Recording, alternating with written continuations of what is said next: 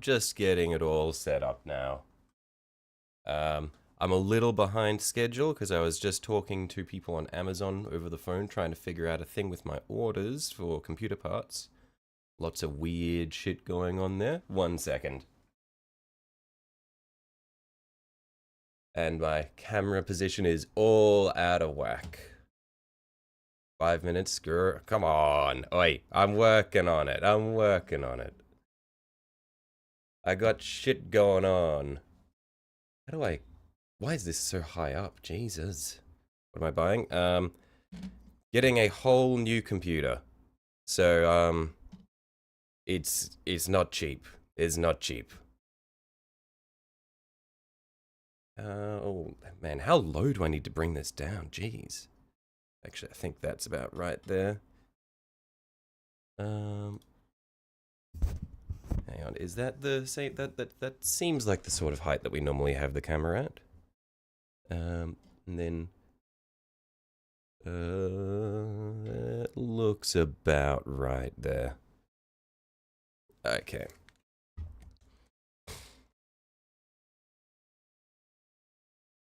Okay, cool. Let's get some BGM going. There we are. All right.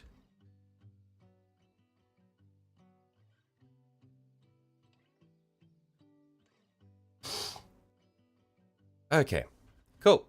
Sorry about that. Hang on. Hello there. Yeah. Hey, Sunju. Hey, Silver. Hey, Bob. Hey, Twisted. I've just realized I left the minis that I'm going to be painting over in the next room, so I'm just gonna quickly duck over for a second. I'll be right back.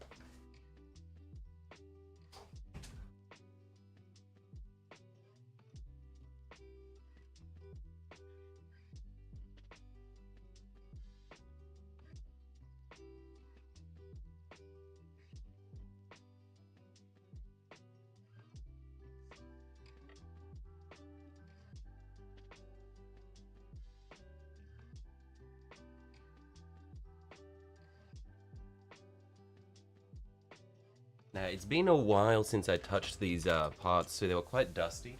I just gave them a rinse. So I'm gonna need to just pat them down, dry them off a little bit before I start trying to paint them.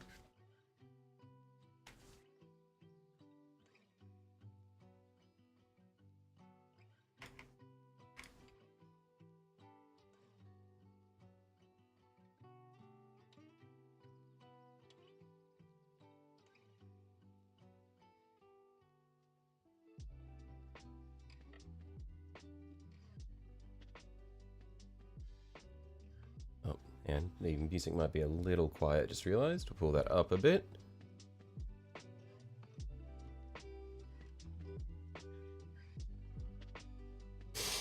Okay. Tonight you're painting a scarab swarm made its base for this morning. I saw that. It does look very cool. Yeah. Your basing is always really fun to see, Twisted.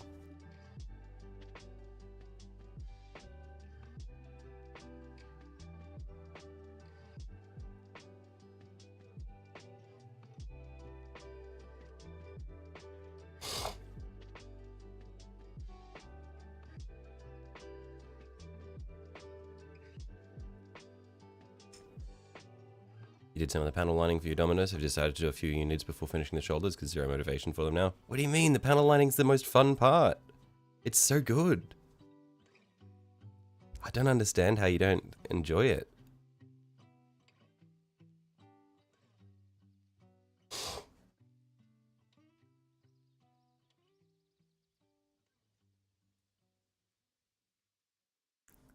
Man, these legs have... they just have got so much water in them.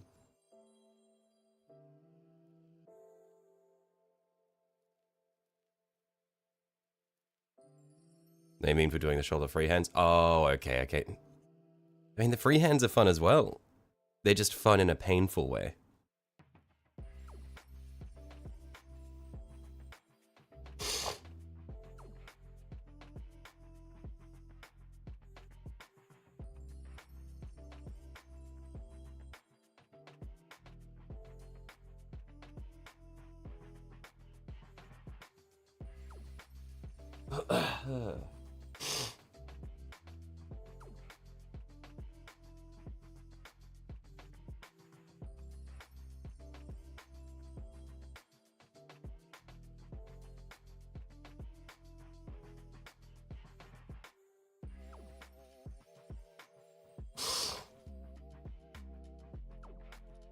Fun to all it's done.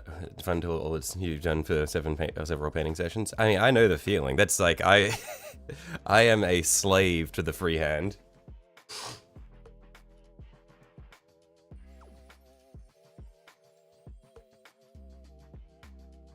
We haven't even been going for 6 minutes. Oh my god.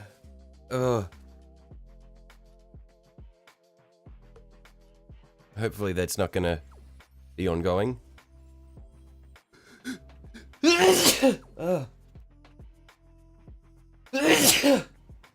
Oh my god, these sneezes are like sending tingles down my body. Like my legs are tingling when I do that. Oh, I'm dying. Oh, why?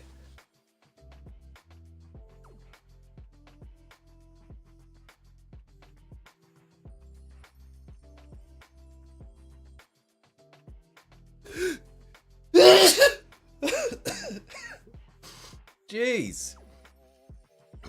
You'll be freehand painting the shoulder panels of your knights with oil paints. I've been interested in trying oil paints. No idea what using them would be like though.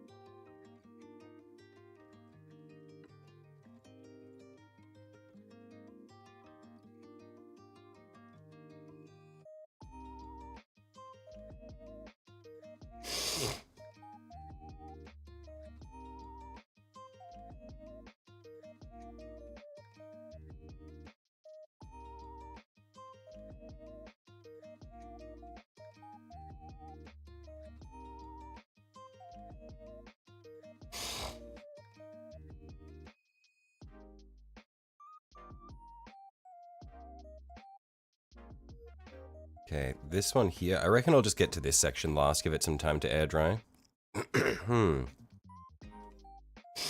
Because, geez, it is hard to dry. We'll start with the shoulders and the legs.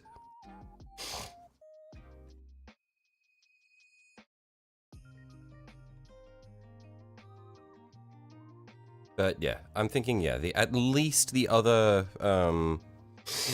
warglaives will do in the same color scheme as our first one. Although this is a Helverin that we've got here, actually, so I'm not sure if I want to do this as a as World Eaters inspired again, or what.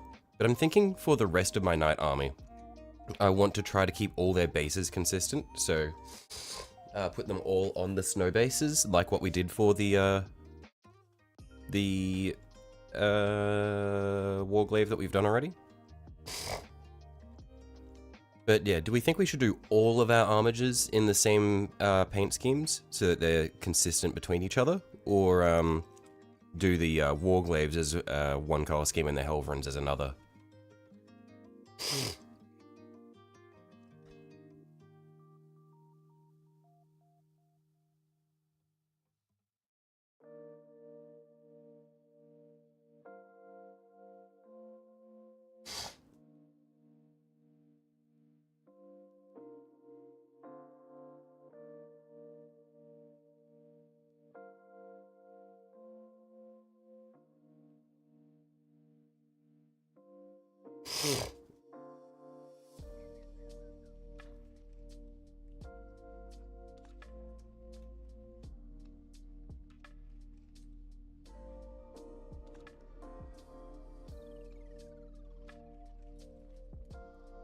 Nice, that'll look awesome. Yeah, I do like the idea of having the bases be consistent.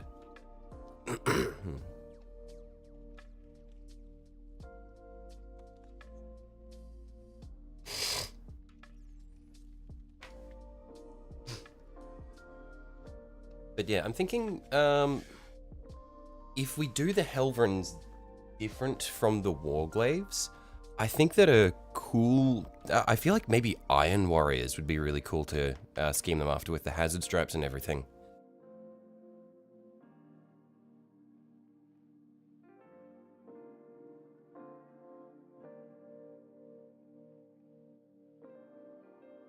The issue, of course, is that Iron Warrior's paint scheme is kind of yucky. It's all really dark. I don't know if I'd be able to do it well. Yo, hey, Jesus. One sec. I need to have a look. Iron Warriors.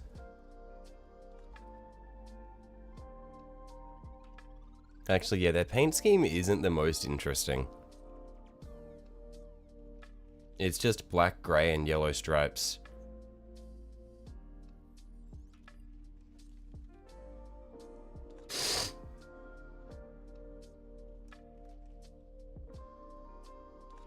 What others are there? There's like word bearers, which are just red.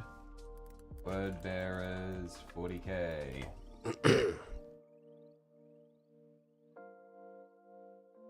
Yeah, they're not particularly interesting. They're not too different from World Eaters in terms of colors. They're somewhat different, but they're not too different. Take that back. Gunmetal hazard stripes are cool. Oh, no, so they're cool, but they're just like... The overall color scheme isn't all that interesting. And I feel like the way I paint minis, it's not like... I'm not good at doing realism, and I feel like Iron Warriors are very much a realism color scheme. Like, if you can do realistic paint, and like realistic looking metal, Iron Warriors would like be really, really cool. But that's just like not what I'm good at. I like to do things that are just very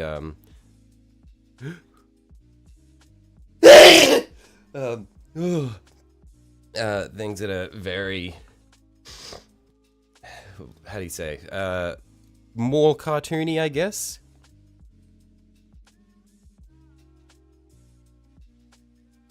Night Lords would go hard. Lightning on Dark Blue. Oh, Lightning on Dark Blue. What's up? Hey, Gavin. Yeah, I just wonder what would be like suitable for the, or what would fit for the Helverins. Because I feel like Night Lords would be very much like a Warglaive scheme. Because the Night Lords are just fuckers who just want to go in there and fuck you up. Is what? Wait. She's you transform with that one. The sneezes out. They're they're strong today. What trade allegiance have we got? We've got World Eaters, Word Bearers, Night Lords, Iron Warriors, Alpha Legion, Death Guard, Emperor's Children.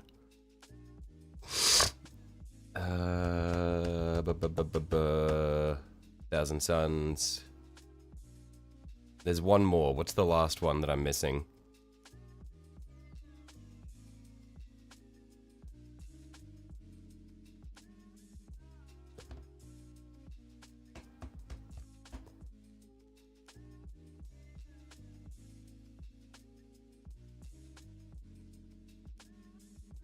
I don't remember the last one that I'm missing.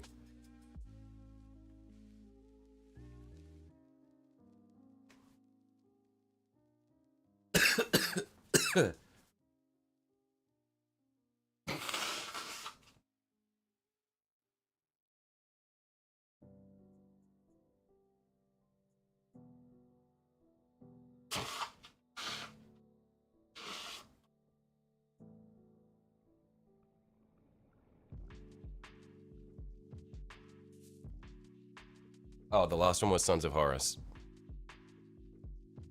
/ Lunar Wolves.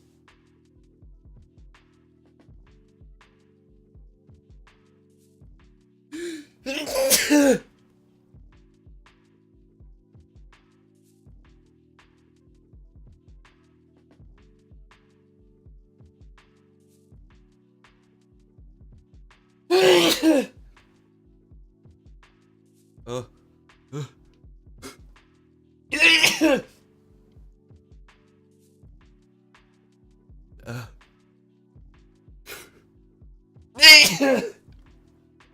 Oh my god. These ones are destroying me.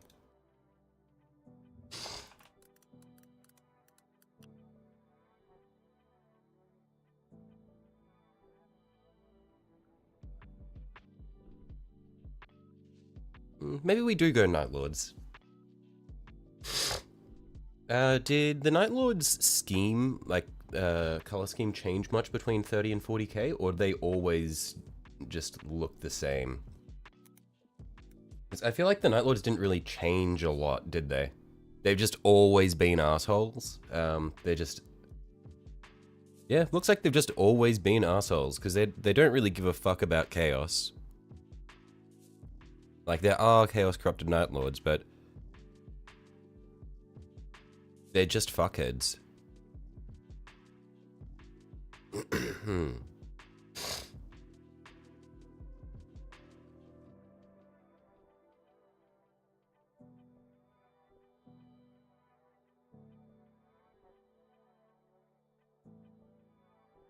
Alright, I guess we'll just,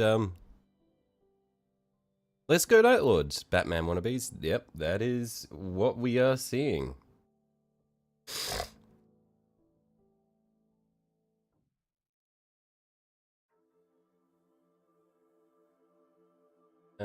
I'm just gonna see if I can find a thing for iconography, but it looks like it's just gonna be a lot of bat-themed shit on them.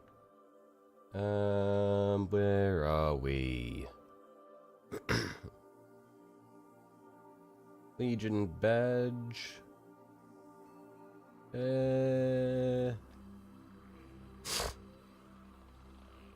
Yeah, looks like it's just skulls and wings, and that's pretty much it as far as iconography goes.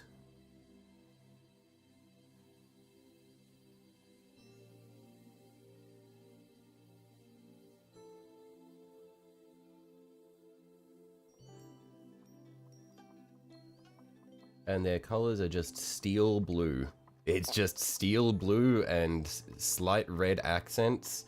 And their trim is either silver or gold. It seems like it's a 50-50.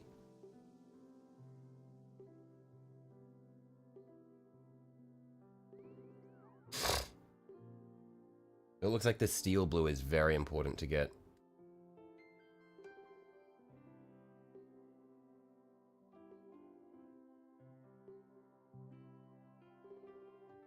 Looks like it's more often a silver trim? Not sure. I'm seeing a decent bit of gold trim as well.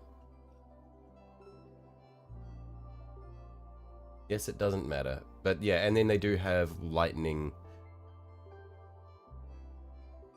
patterns on their armor sometimes from the looks of it.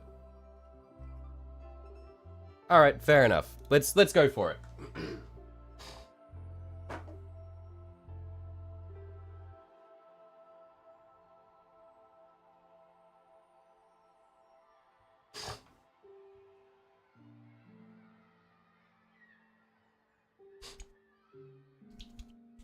So, as always, we'll start off with our,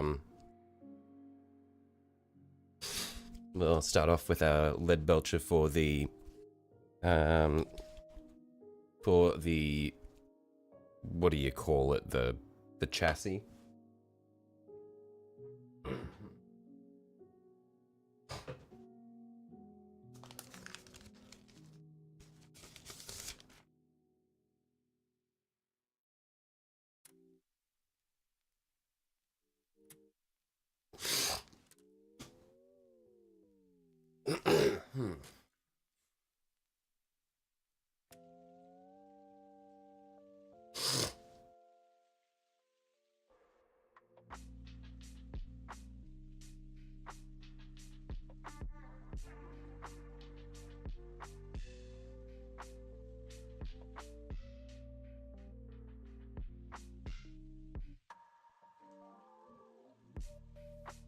And yeah, I got a huge fucking brush from work.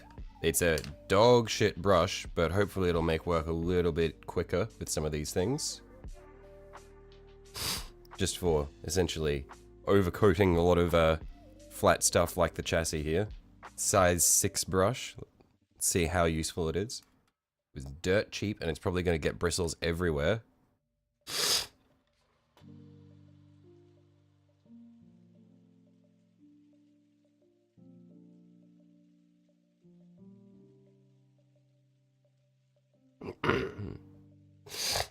Working on 100%ing wilds. I am trying to play. Well, I'm sort of avoiding playing too much of it before I get my new computer, because my FPS is not amazing on it. So I want to enjoy it as much as possible, because right now it's not as enjoyable as Rise purely because of the performance issues. Also because they fucking murdered my heavy bowgun. Like, what the fuck? They took everything that was fun about the heavy bowgun and put it in the bin. It's like, yeah, you're a guy with ammo and that is it. Have fun.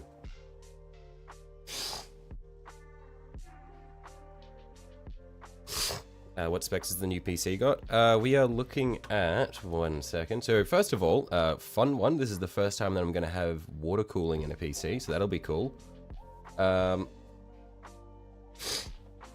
But basic stuff, we're looking at CPU is going to be a Ryzen 9 7953 XD.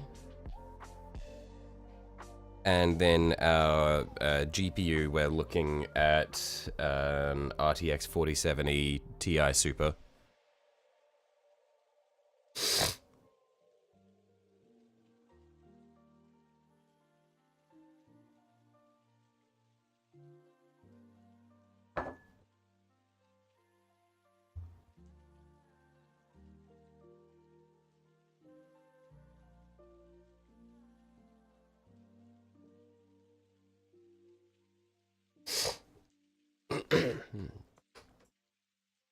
Good shit. Yeah, I'm hoping that I won't have to upgrade again for many years.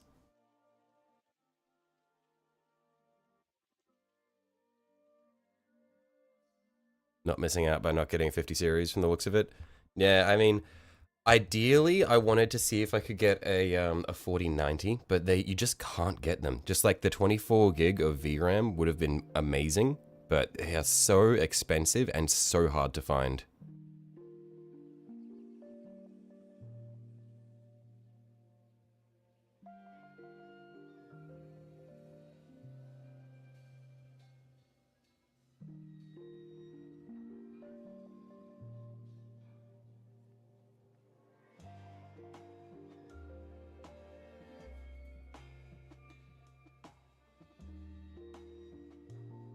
That was the goal when you bought your new computer? Yeah, that's it. It's just like, I just want to get, hey, I just want to get a computer and not have to worry about it for several years.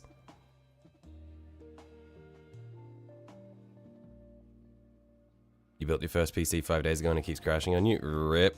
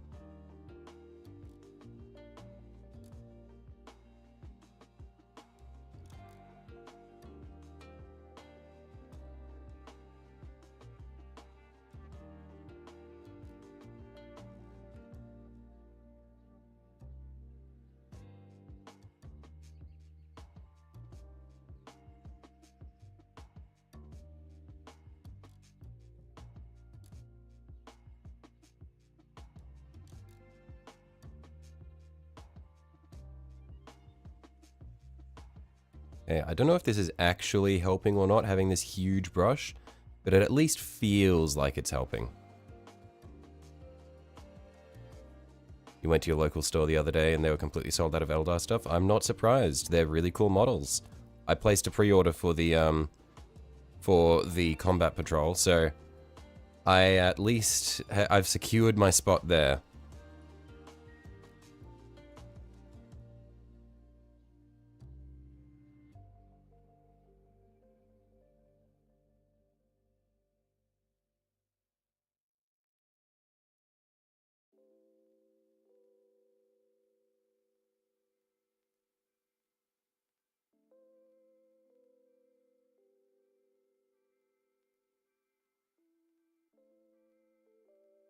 Overbrushing metallics on nights is so nice. Yeah, it's nice just being able to blot it down nice and like quick and dirty.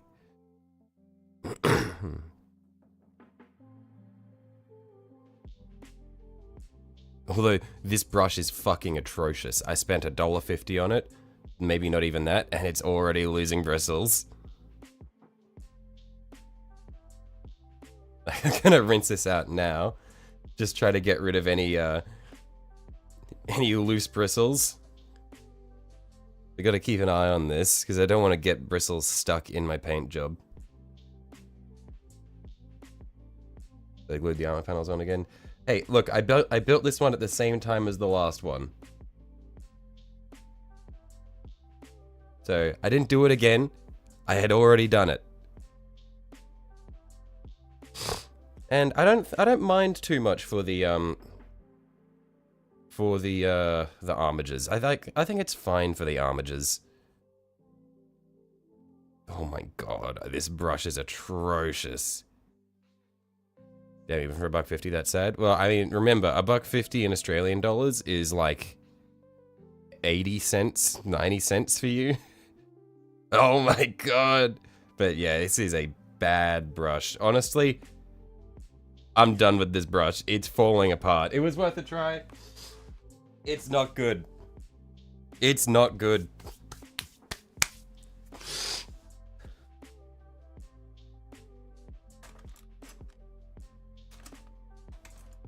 It was a fun experiment.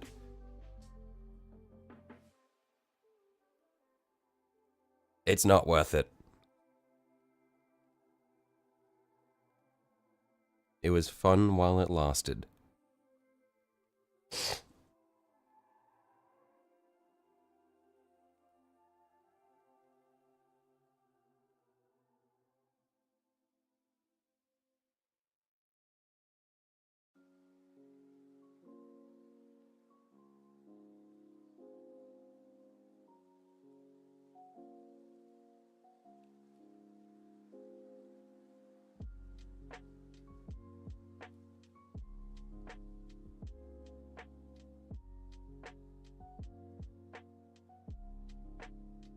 $0.80 down the drain. Ah, well.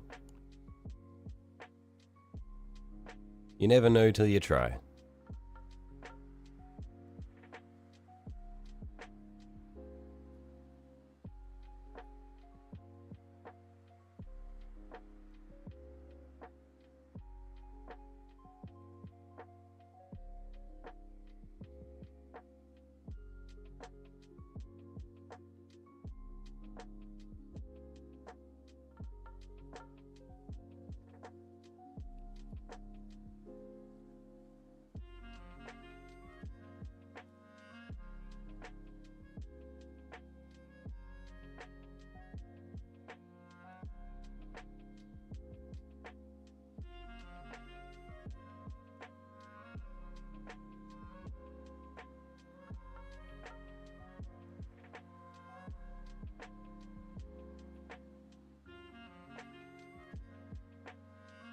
Those 80 cents could have been spent on starving children.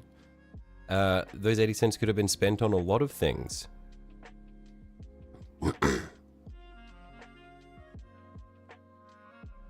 And who knows, maybe those 80 cents did go towards starving children. Maybe like 5 cents of them. That brush could have been made by starving children. Probably was.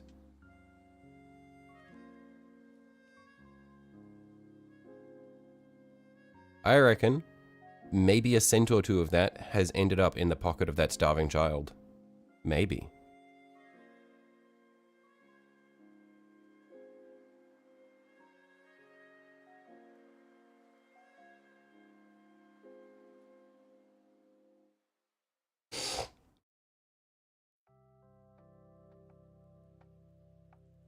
Hence why it's shit. Look, I'm just doing my part.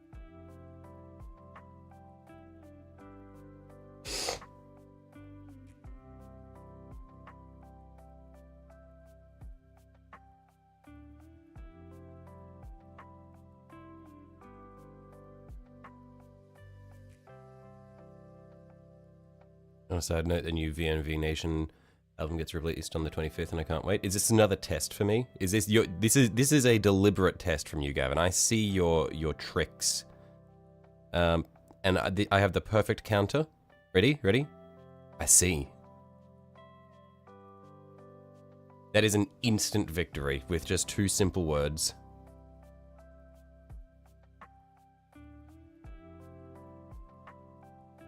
Hang on. I got another one, which is nice.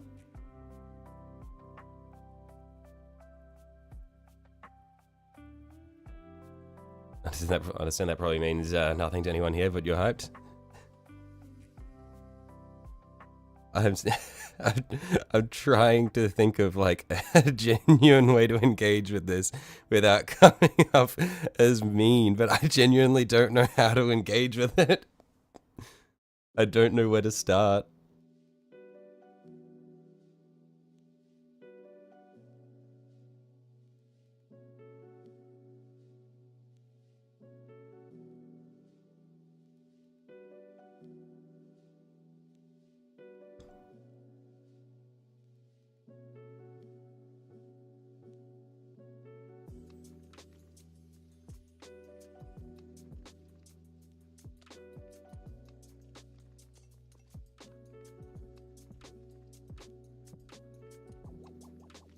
No worries, did say it was a side note. Okay.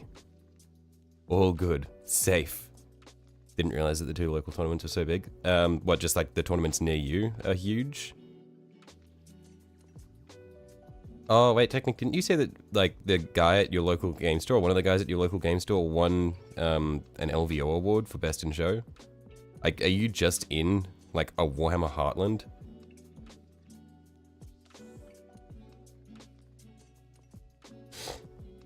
We just heard a clip of the first single and it sounds amazing. It is very, very cool when a band you like puts out like a new album and you hear parts of it and you're like, fuck yeah.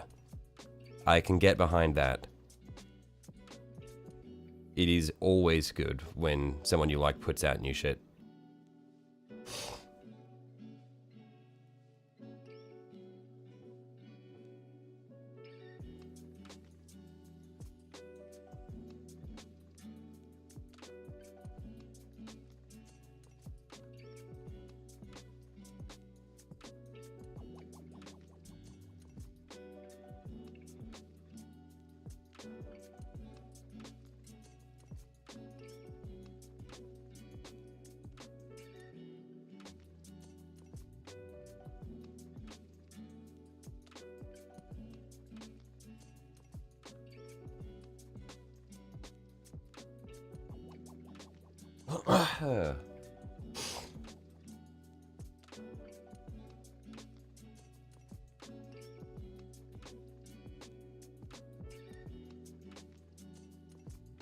You didn't think you were, but apparently you are. You have 2 tournaments in your set and both are pretty sizable.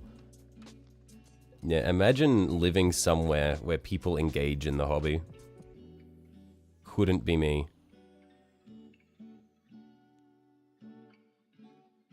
Ooh, I wonder if my local Warhammer store is going to get destroyed in the cyclone. That'd be crazy. I say local. It's not exactly local. It's like 40 minutes away. Maybe it'll get destroyed and then they just won't rebuild it. They'll go, yeah, nah, it wasn't worth it anyway. We just tap out here. You can't wait for them to hit the States for the next tour. Probably going to go to multiple shows. Man, this is like the downside of being a fucking weeb, is none of the bands that you like are ever going to go to, like, are ever going to go on tour near you. Like, especially if you live in Australia. Like, this is fucked up. Oh, you're so happy while you said that? Oh, I mean, it's just like, it's novel. It's strange. It's an odd experience that there's a cyclone that's going to hit Brisbane. Like, you just need to pick up all the boxes when the windows break. I'm pretty sure that is still theft. I'm quite sure that would still be theft.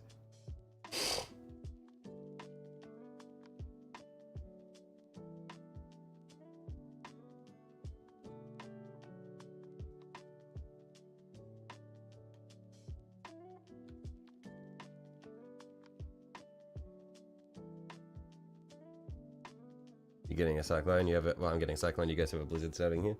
Yeah. It's crazy. How would they prove it?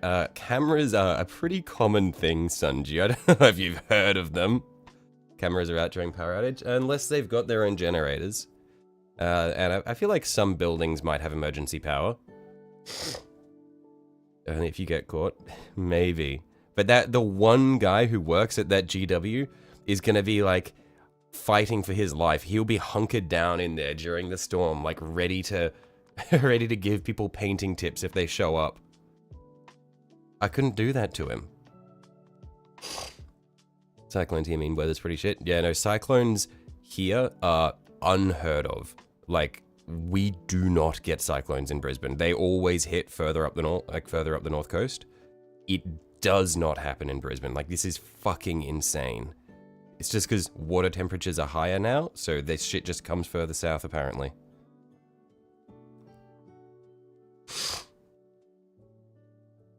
Trick is to not be picky and just grab whatever hits the street and run. Right. The thing is, it might flood where that Warhammer store is as well, because it's all, like, most of Brisbane is along the river. And I think the Warhammer store is on one of the lower lying sections. Actually, it might be on a little bit of a hill. We might be okay in that regard.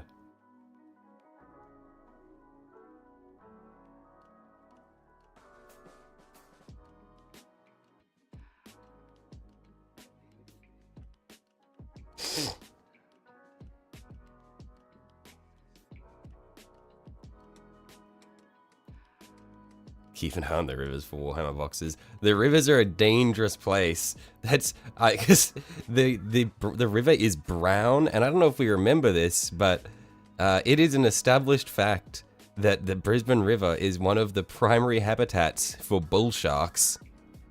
Just like in one of the biggest bull shark habitats in the world, I'm pretty sure.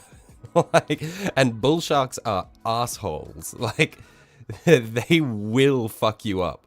Worth the risk? True. The amount, like, the value in those plastic, the plastic army men is not to be underestimated. Get a net on a long pole.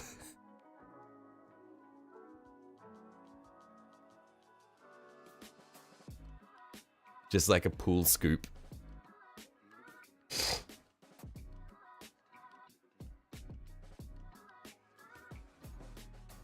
A leaf shovel.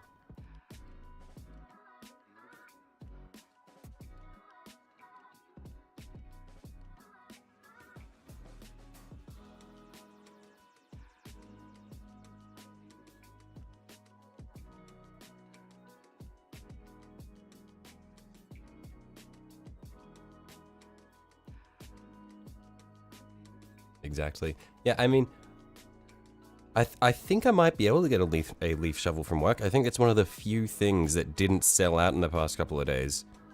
Yeah, fucking insane, by the way, working in a hardware store when a cyclone is about to hit and nobody has ever experienced a cyclone before in our city. Like, holy shit. Unbelievably busy. Like, I was fucking exhausted after one day working, my first day working at the shop while, like, people are cyclone prepping. It's fucked up. Also, it's quite windy outside. It's not meant to hit for another couple of days, but yeah. Like, money rolling in, sure, but also, holy shit, like, it was like, we did more than double a normal busy day with 4 staff members on shift. Like, holy fuck. I didn't get to go for lunch until like 2:40 p.m.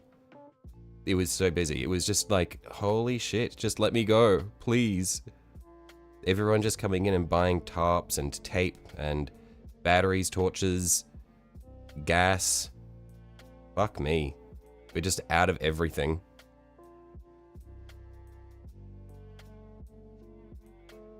Sand, like, people, when we ran out of sand, people were buying potting mix and, like, concrete and shit. Just anything heavy, but yeah.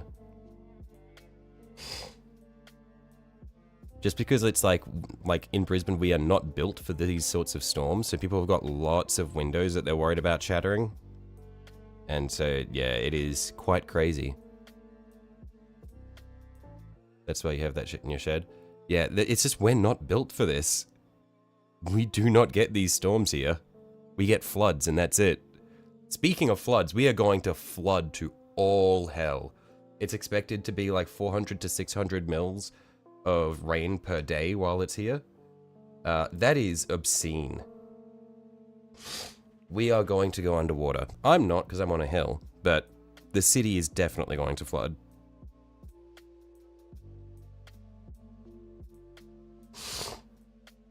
Looking at guy on Reddit claiming his model's a kit bash despite you knowing it's a 3D print. I see. He's a fraud. Call him out. Ridicule him. Send him to the gallows.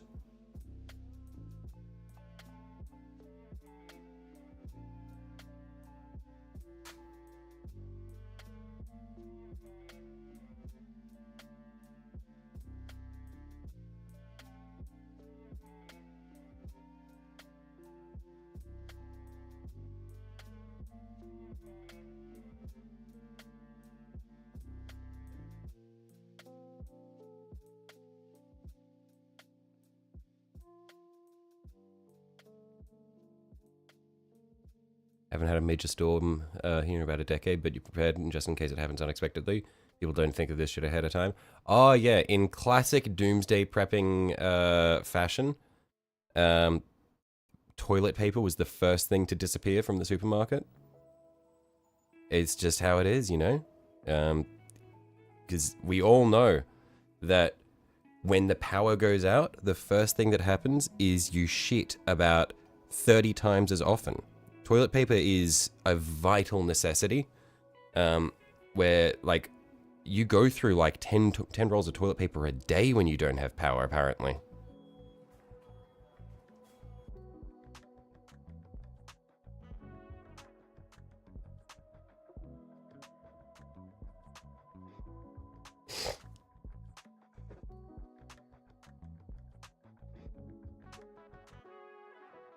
Toilet paper and pancake mix? I haven't heard of the pancake mix. That's an interesting one. I'll have to pay attention to that. Just like COVID? Just like COVID. You gotta develop a scat fetish during storms and the need for TP. No, you just go into pootosis. Look, I'm not eating that shit. I'm just not gonna poo. Just reabsorb that shit. Let it sit there in your bowels for a little bit. Just reabsorb the nutrients.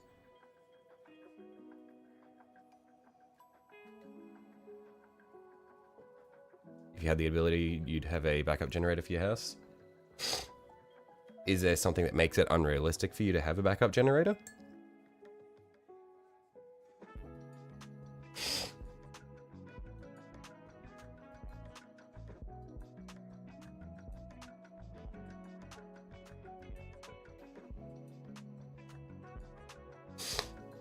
Water hose your butt.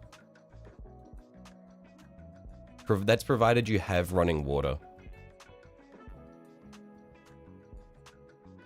Otherwise, just go down to the river. Just, just rinse your ass in the bull shark water.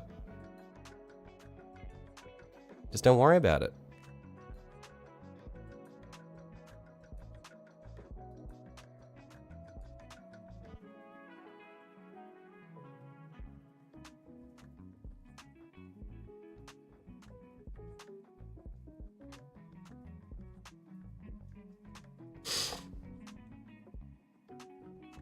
Quite a few logistical problems, same reason you could never own an electric car. Right.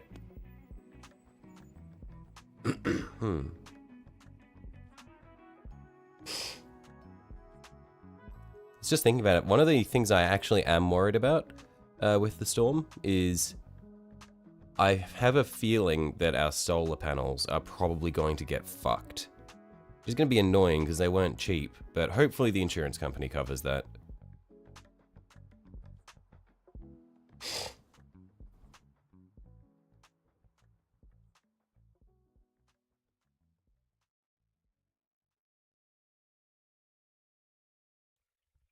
One of the major factors is accessibility. Yeah, another thing is you need to have a place where you can put the generator that isn't going to kill you from carbon monoxide poisoning.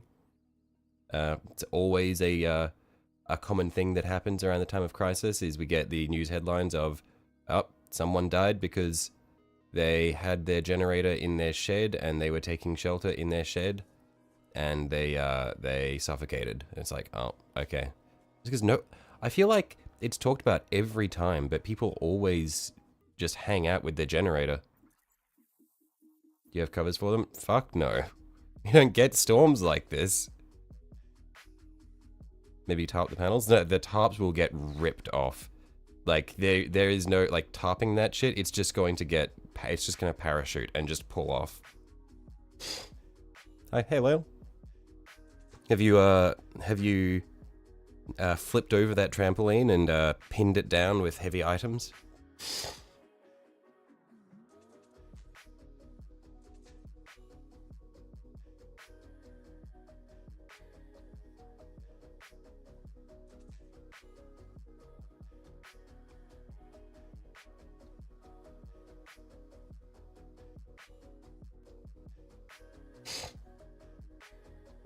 You have. Good man.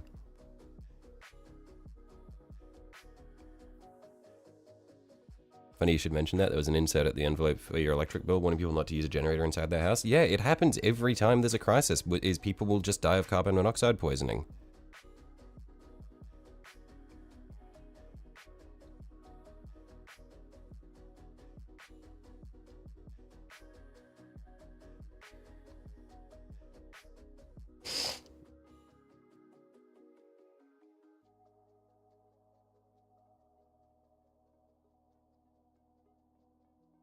Add wings to the trampoline so it becomes someone else's problem. Fucked up.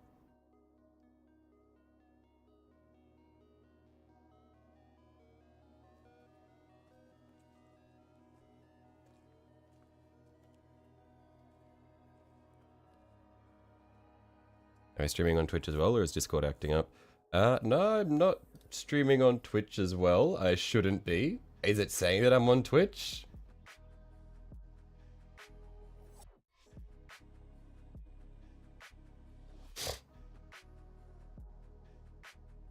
No, it says on YouTube. Yeah, on my screen at least it says that I'm on YouTube. It just has a purple icon for when I'm streaming. That's just, it just shows up as purple.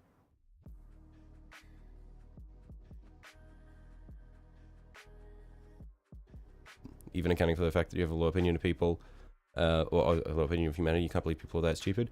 Yeah, it's just like people don't know, and somehow they don't hear about the fact that you shouldn't have the generator in, like, in your garage. But, like, it's also, like, I understand, it's like people don't know where they should have their generator. They're like, where do I put it? Okay, I'll put it in my garage. But then they also have all their supplies in their garage. And it's like, okay, nice.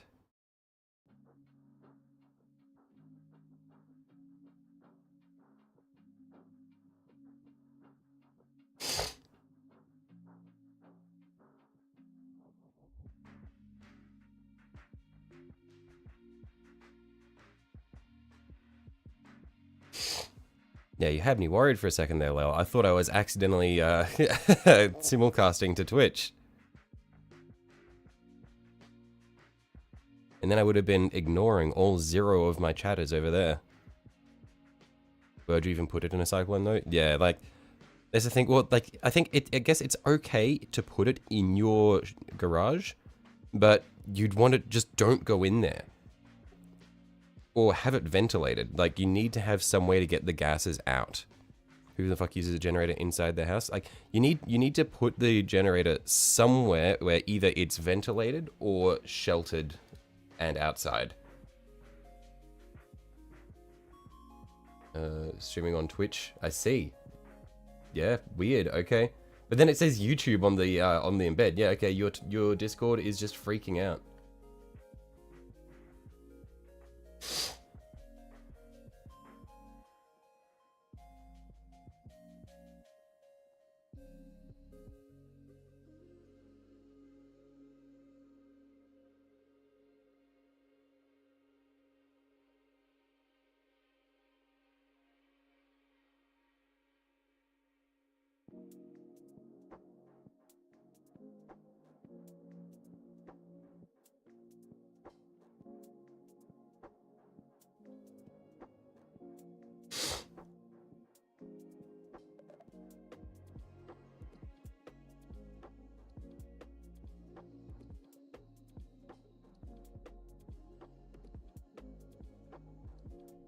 Right, but apparently people around here use them inside their house because the power company felt the need to send out the warning notice, shaking your head. Yeah, it's the thing though, is people are like, man, I spent $150, I spent $200 on this generator. I don't want it to get blown away in the storm. I don't want it to get wet in case it short circuits. So then they put it inside their garage.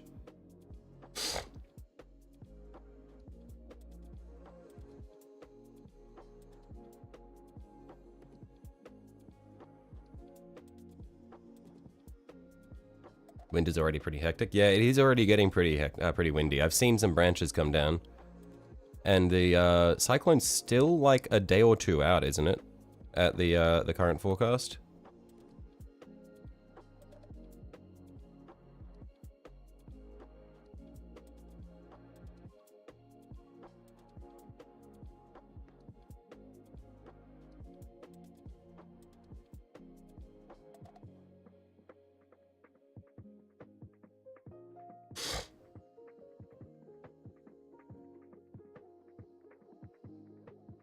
Yeah, like main thing, I'm not too worried about, like I'm not worried about flooding or anything because I'm in a high place. The thing that I'm concerned about is gum trees coming down because, man, those things are so lightly rooted.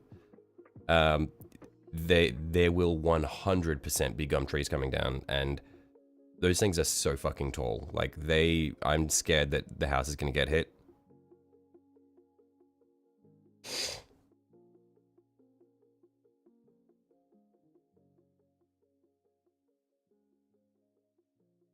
Meant to make landfall on Thursday night. Right.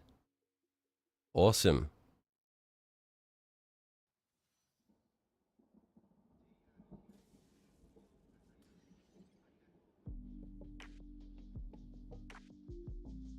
There's so many in your garden. Yeah, they are everywhere.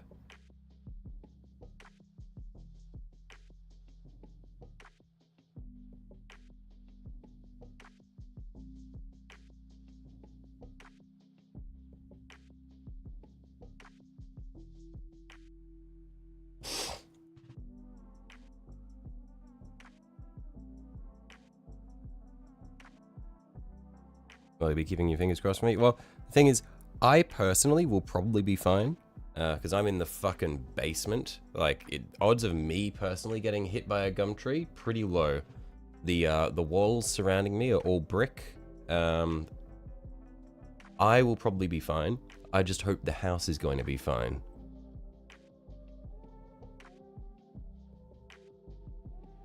The immediate danger to me is the fact that I've got a window pretty much directly above my workspace, so I'm going to need to put some plywood over the front of that so that hopefully the window doesn't shatter, and I don't get rain all through my computer and over my camera and everything.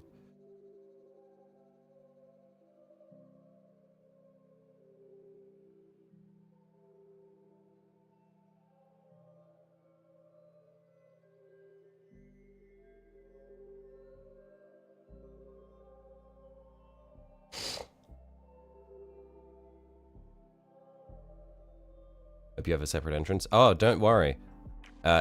We are in Queensland, especially like in Queensland, our homes are built to be as open as possible because it gets so fucking hot. So I've got multiple ways out of my house. The issue though is since the house is built to be so open, there are so many windows that the odds of one of them getting hit by an object and shattering are probably quite high.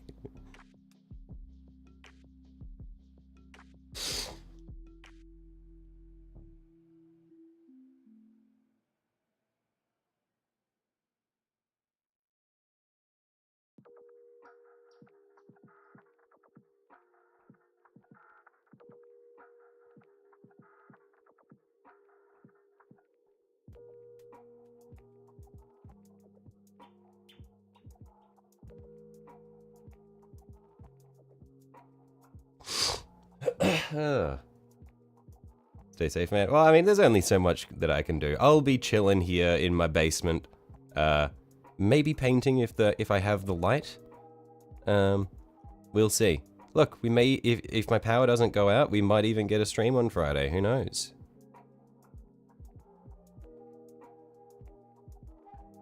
Wait, hang on. What day is it? Wednesday. No, we won't get a stream on Friday. We might get a stream on Saturday if my power doesn't go out. We'll see though.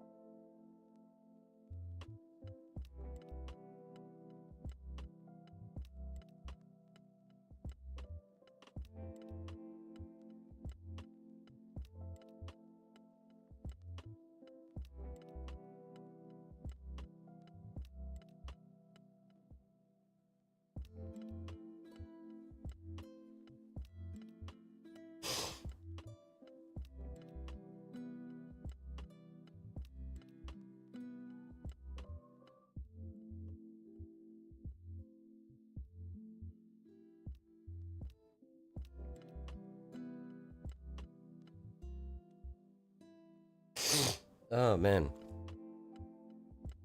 I don't know why. Okay, I say this every time. I need to find, like, new things to say when I'm sick. Because every time I am unwell, it is, oh man, I don't know why I'm so sick. Oh man, I am so sniffly. Oh man, I am sneezing like a sneezer. And it's like, it's just the same shit every time.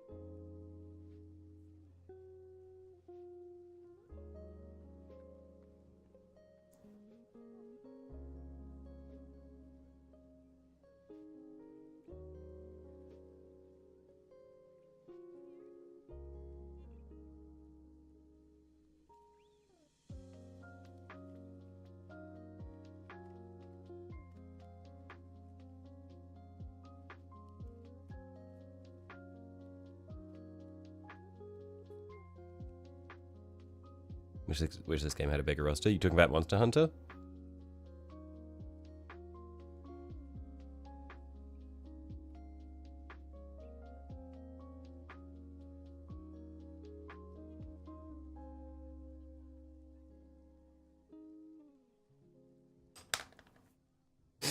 I haven't played a lot of it yet. I'm only like Hunter rank 3 or 4.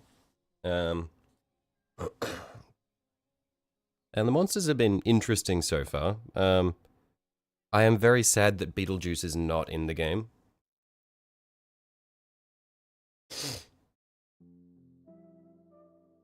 But yeah, I think once I play through this, I'm definitely going to go back through and play Rise again, because Rise was a lot of fun, and the heavy bow gun was actually good in that game. Like, I'm enjoying using the bow, but like, it's just not the same, you know? Hunter rank 62 and there are 2 endgame monsters. Only 2? Didn't Rise, even before Sunbreak, have, like, I want to say 3 or 4, no?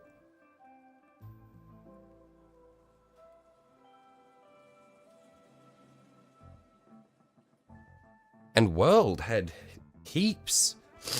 Because World had, like, it had Nergigante, and it had Kushala and Teostra, and the fucking, the one that gives you cancer.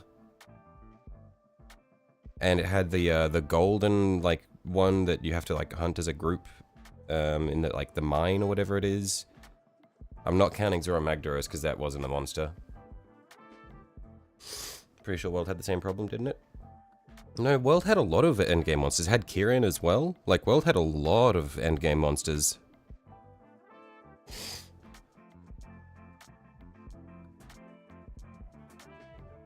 Yeah, it's redacted and redacted. Right, okay. Thank you for the, redacting that for me. Yeah, I want to keep it fresh. But yeah, sad that there's only 2 endgame monsters. Kulve came a lot after. What's Kulve? Is that the gold one? But I mean, even so, World still had like all the like it had Teostra and Nergigante and Kashaladora and the one that gives you cancer and Kirin. Like, World had a lot.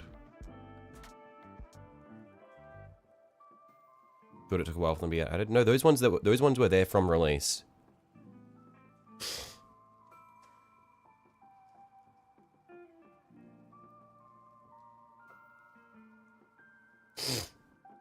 I think it was like Lunastra may not have been there on release.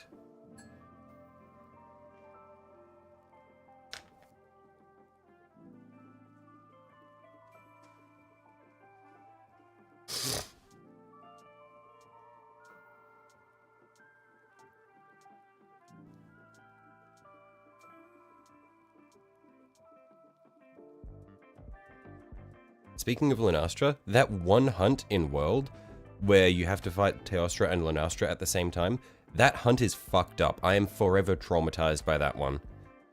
Genuinely obscene hunt to try to do. I don't think I finished that hunt.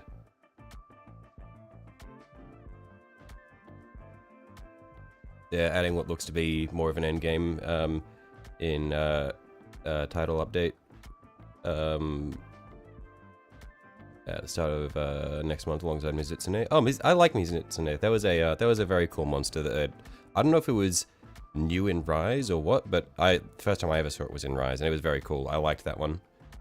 Funny little guy. And his armor sets are really cool.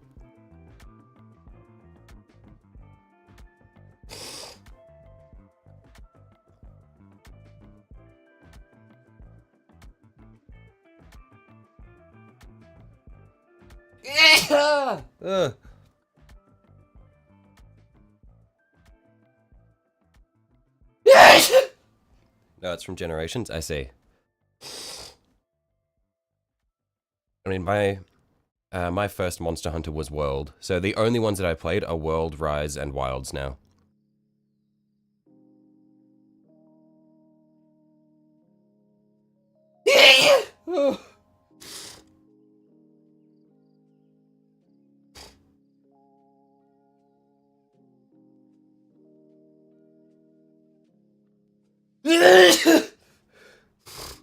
People are mad because he's gotten so much attention and Gammoth hasn't gotten any. Right, I don't know who Gammoth is off the top of my head. I don't know which monster that is.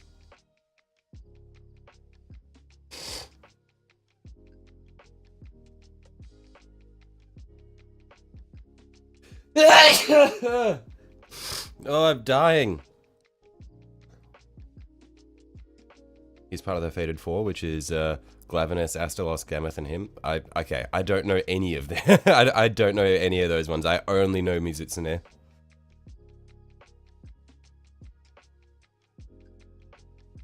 The big-ass frost mammoth? Right. Was he in Iceborne? Because I didn't play Iceborne.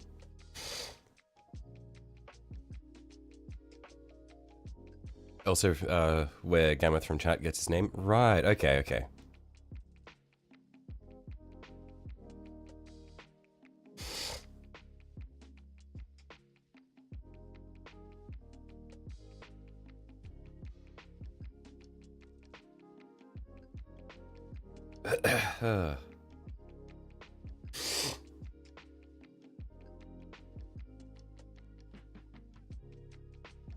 Glavenus was in Iceborne? Okay. Yeah, no, I never got up to playing Iceborne. Astalos was in Sunbreak. Which one is Astalos? Because I don't think I've finished Sunbreak, but I played a lot of it.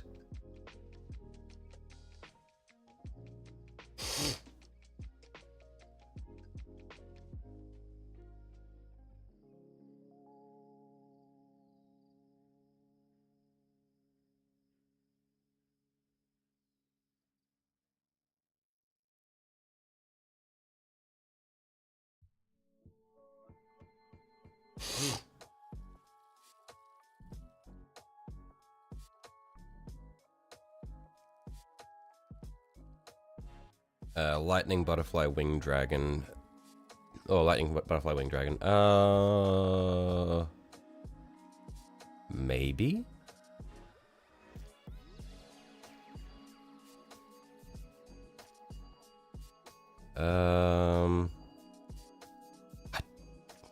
I'm not sure. I feel like I've fought that one. I'm gonna look it up.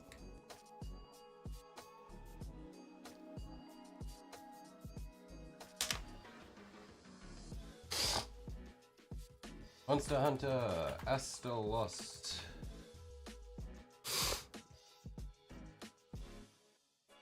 Oh, hang on. Yeah, I think...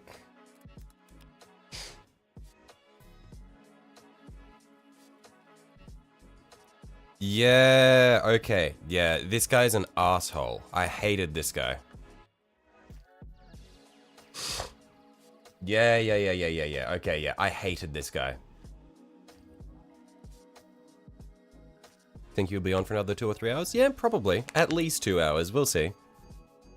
Green Lightning, Big Ass Horn. Yeah, I hated that guy.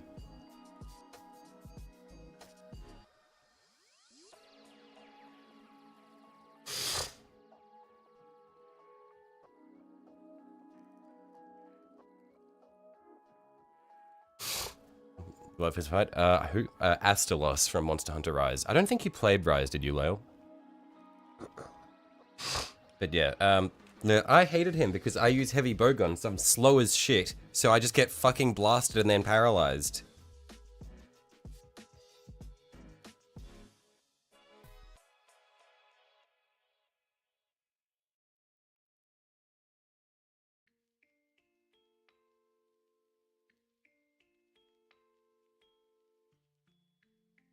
You're not a Mizutsune fan? What? Okay, I love Mizutsune because I use heavy bowgun, and so if you use Wyvern Snipe on that guy from head to tail, you just kill him. Just does so much damage. He's so long, you can just annihilate him with one shot. What's wrong with heavy bowgun in Wilds?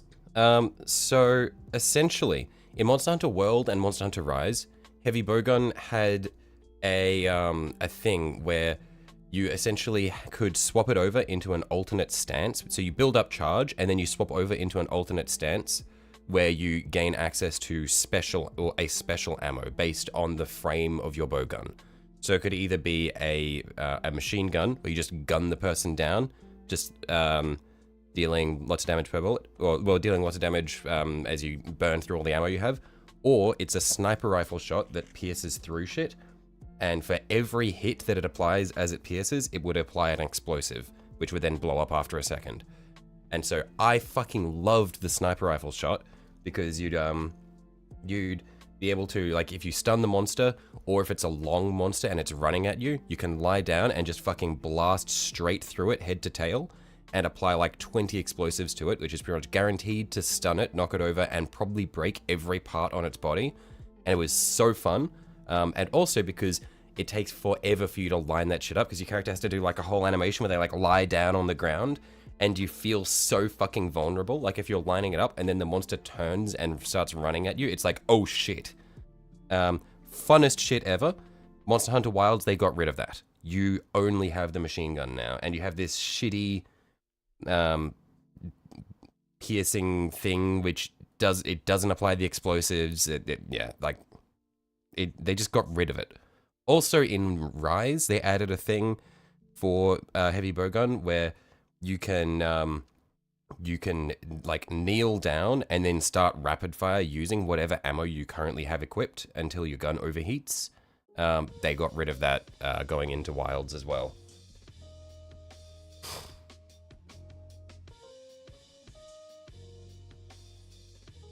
Hello, Reese.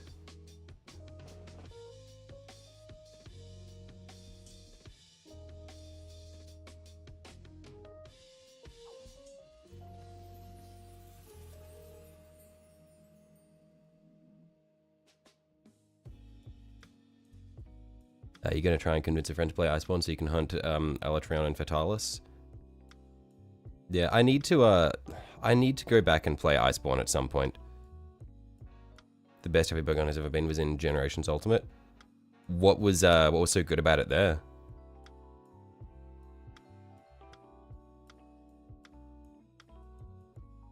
Do you have a secondary?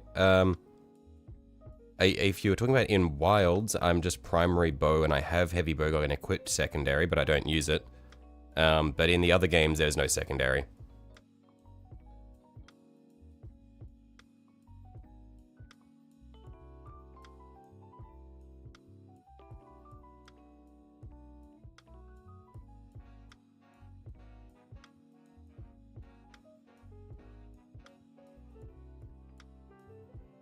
But yeah, I feel like in Wilds, heavy bowgun is just like I haven't played around enough with it, enough to know for sure. But heavy bowgun feels like it's just a shit version of the light bowgun. It's just a bad status machine. I might be proven wrong though. Maybe as we progress further, I'll find out that the heavy bowgun is actually good. The headhunting styles, one of them basically fixed every negative about heavy bowgun. Right.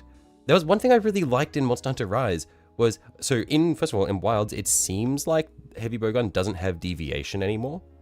So all bullets just go straight.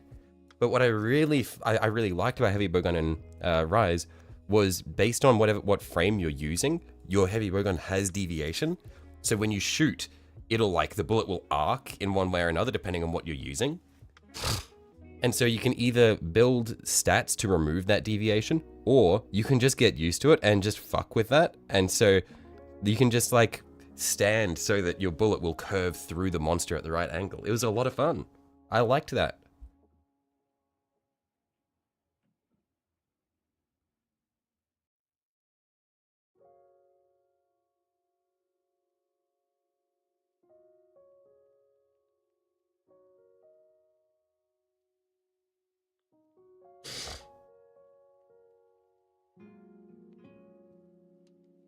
Only Monster Hunter you've played is the 3DS one. I haven't played any on 3DS.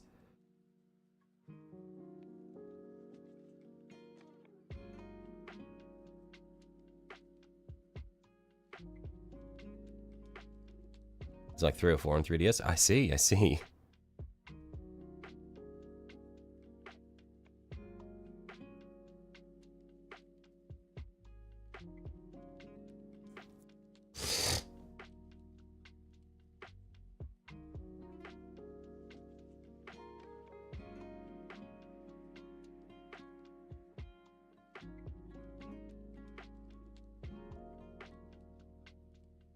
Wyvern Pizza feels pretty normal in Wilds. What do you mean by pretty normal? As in just pretty shit, or pretty similar to Wyvern Snipe?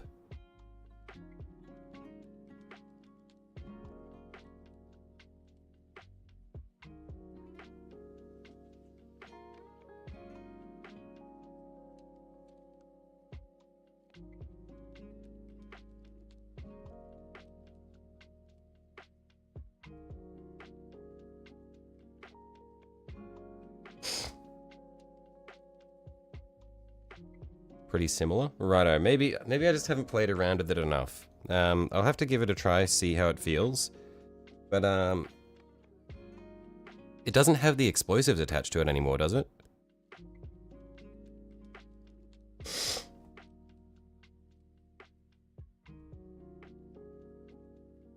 It's not as vulnerable because it's supposed to be as new player friendly as possible. That was half the fun, was spending like 10 minutes lying down on your stomach for the perfect angle and then getting fucking annihilated.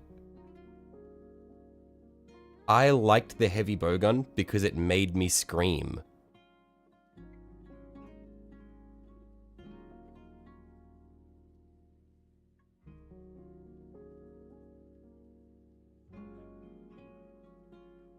It's not as satisfying? Oh. Yeah, I think the most upsetting thing for me is going into the the weapon controls menu and looking at the heavy bowgun and seeing that it has got like half the controls demonstrated to it that the sword and shield has. Like, bro. I understand the sword and shield is a melee weapon, so it has combos, but you couldn't give anything else to the heavy bowgun? It has less, it has that much less than the sword and shield? I'm not shitting on the sword and shield. Sword and shield is cool, but like, that's meant to be a simple weapon.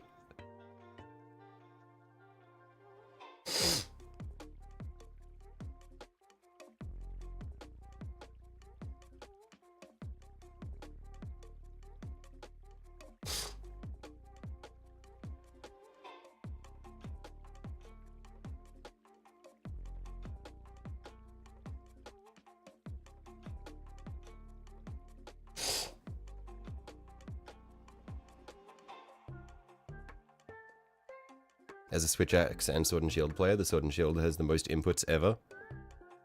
Yeah, like, I'm very cool to see the Sword and Shield be as flexible or as fleshed out as it is. But you can do that to the Sword and Shield, but you pull back on the features of the heavy bowgun?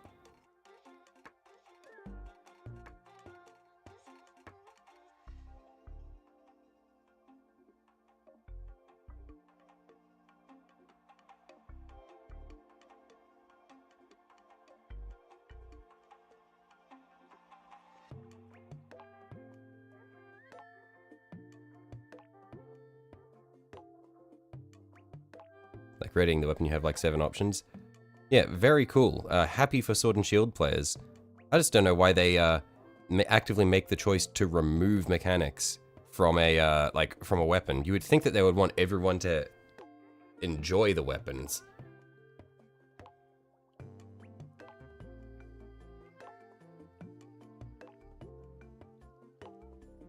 Not actively make them less flexible.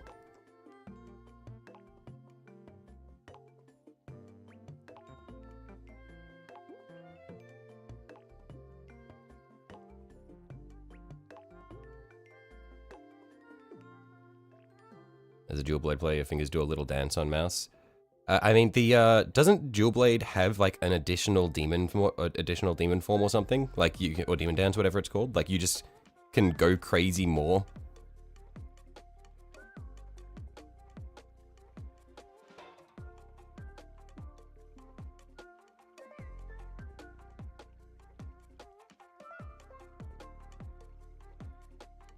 If you consider you're just a weirdo dum-dum. Sorry, my bad. I shouldn't have, it's my fault. I shouldn't have expected to have fun playing the weapon I like. You're right. That's on me.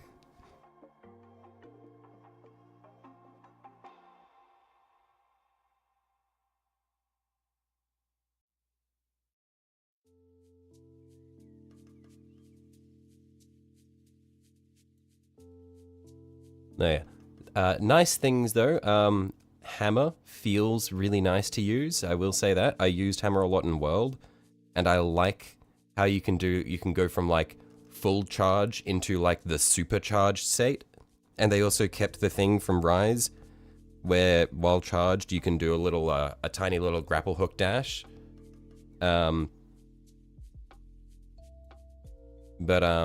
Like that tiny little grapple hook dash to maintain your charge. It's a nice little thing. Hammer's very cool. Hunting Horn is insane. Like, it makes me wish I played Hunting Horn, but at the same time, holy fuck, that's 5 pages of inputs. And I'm gonna stick to my ranged weapons. But yeah, like, Hunting Horn looks really, really funny now.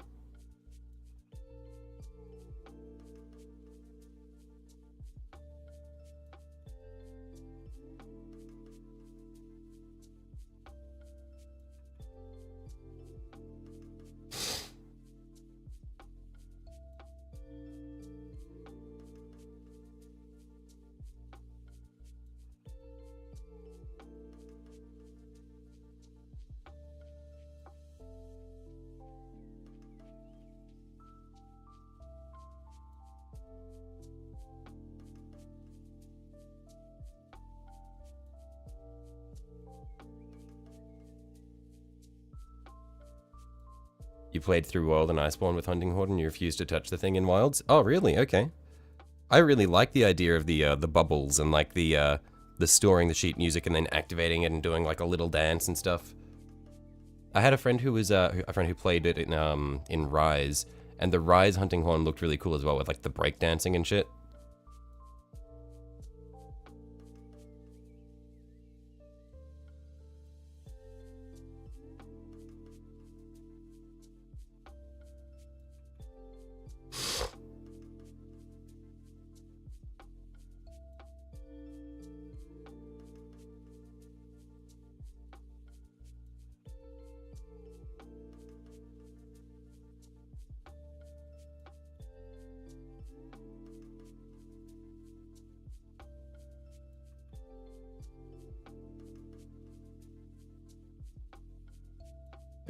Posted new eliminators on the server. You'll never paint more snipers for as long as you live. Alright, what have we got? Oh, the binoculars for that guy look really cool. Wow. Also, I do not envy you painting those cloaks.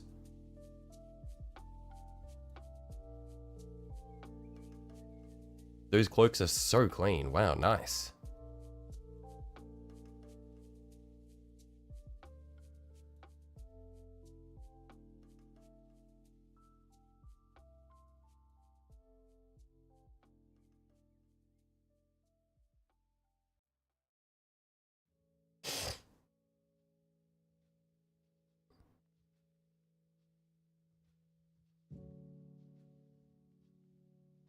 The cloaks will have the most time when I can tell it was agony. Yeah, that I do not blame you for suffering through that because the end result is really cool though. Very clean lines.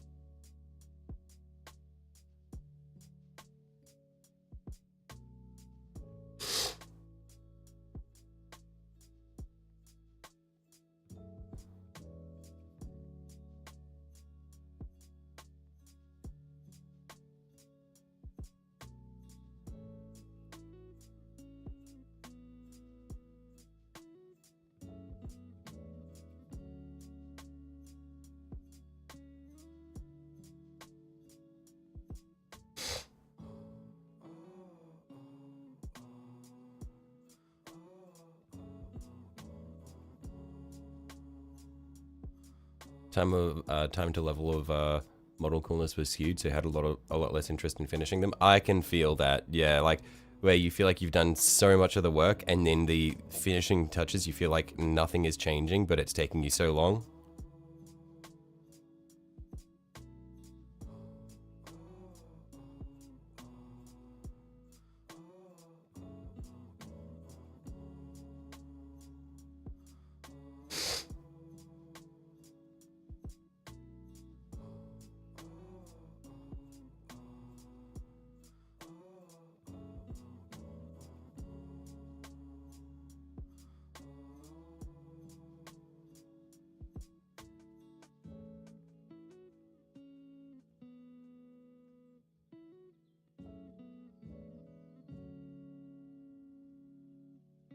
Armor and gun maybe took a total of 12 hours, and the cloaks probably like 4 or 5 hours each. Yikes.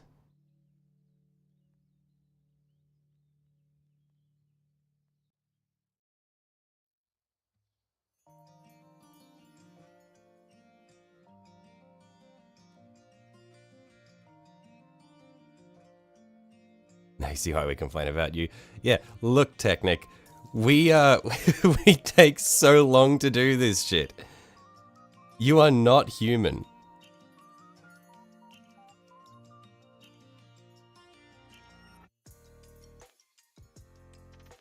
Also, what do you mean now you see? You literally watch me stream. You know how long I take. You watch it happen. Like, I understand I'm probably slower than most people, but I'm not like I'm not an exceptionally slow painter, I don't think. I'm pretty slow, but I don't think I'm an outlier.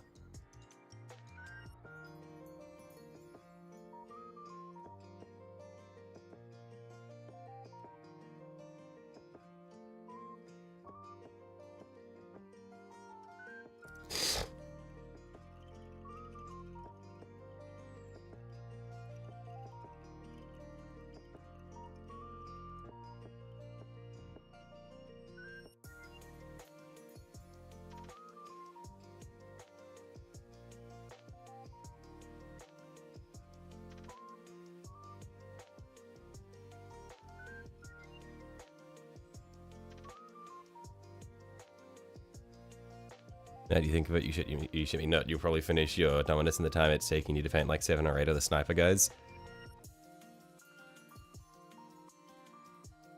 I can see that. I mean, the Dark Angels took me so long to do. I haven't even based them. But it probably took me longer to do 10 Dark Angel than it took me to do, like, without basing them, than it took me to do 1 Armiger with a base.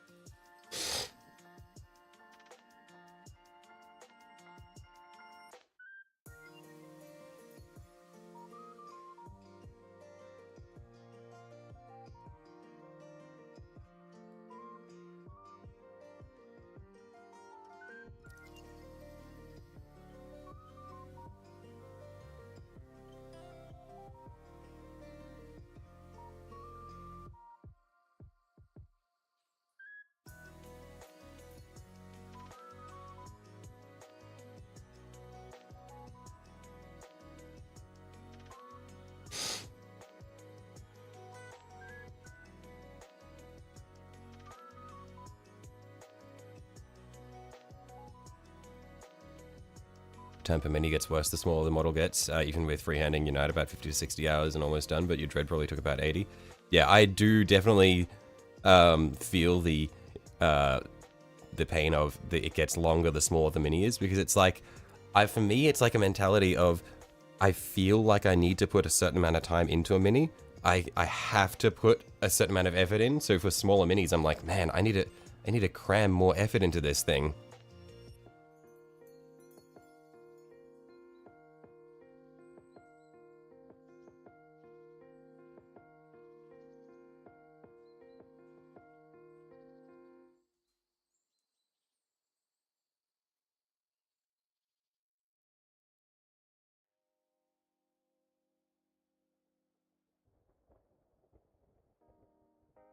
At least with the Armigers versus the Questoris, I'll be like, okay, it's big enough that I can get away with it, but I'm scared of the Lycus model. I feel like I'm going to way overinvest in her.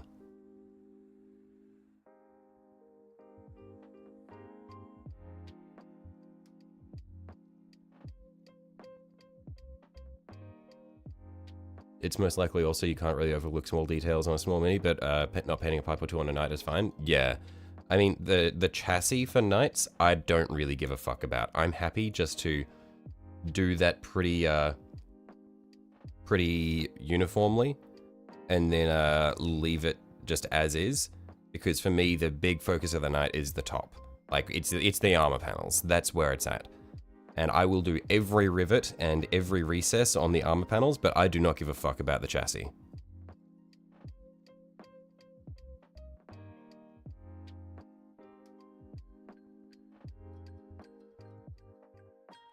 Like, I'll do rivets on the chassis, but I will not do all the pipes.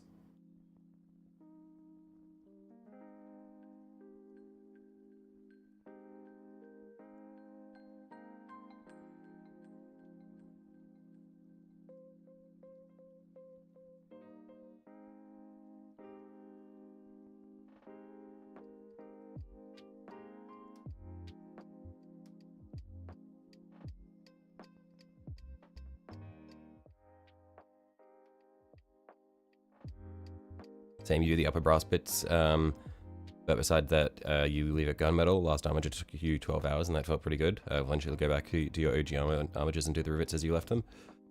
Right, yeah. 12 hours on an Armiger is very impressive. I don't think I'm ever going to get to that.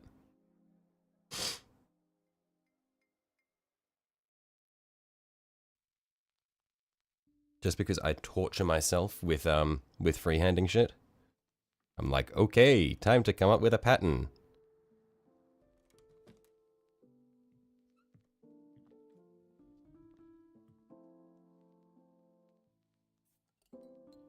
Honestly, 12 hours on any mini would be like, I just tried to say impressive and crazy at the same time. It would be crazy for me to do any mini in 12 hours.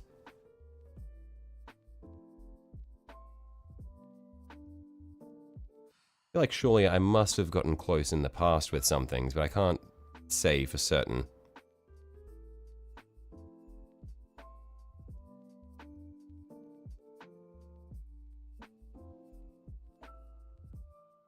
3 days of painting to get your Hellfront done. Armigers don't deserve the luxury of freehanding.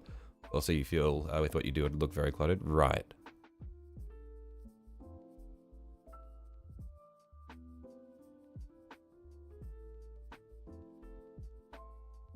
For me, all knights deserve the free hands. They are beautiful, and they deserve the respect from me.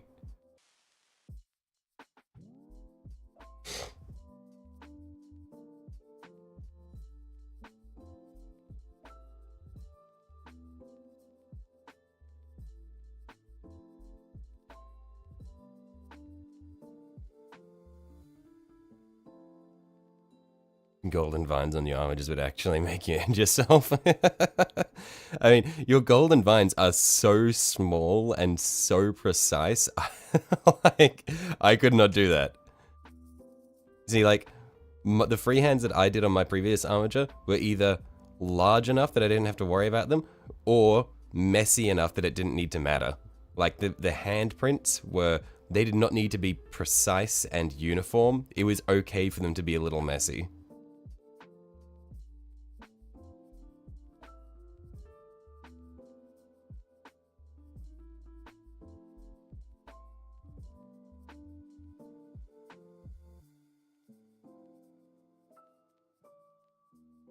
Artist Opus brushes arrive tomorrow. Nice. Yeah, hope you enjoy them. I really like my Artist Opus brushes.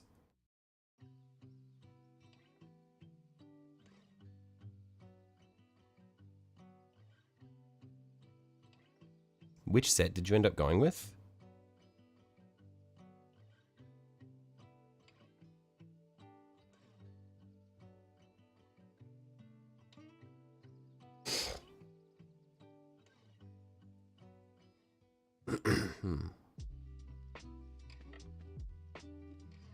Howdy, hey Douglas, how you going?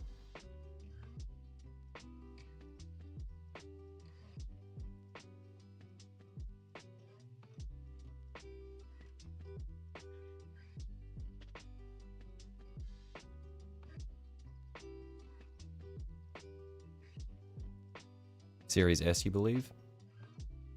Yeah, I still need to get my Series S. But yeah, if you haven't got, we've probably already gone over this, but if you haven't got good dry brushes, I very much recommend the Artist Opus Series D. They are so good. They are phenomenal brushes.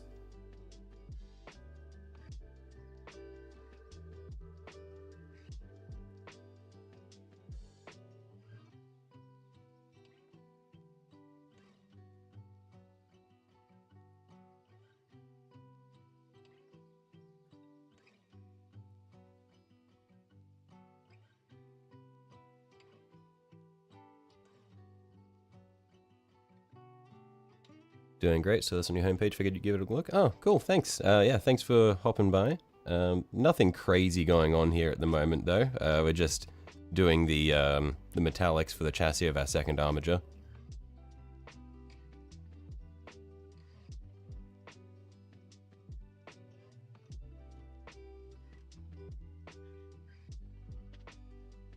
Yeah, depending on how quickly we get this straightened out, though, we might get started on our armor plating.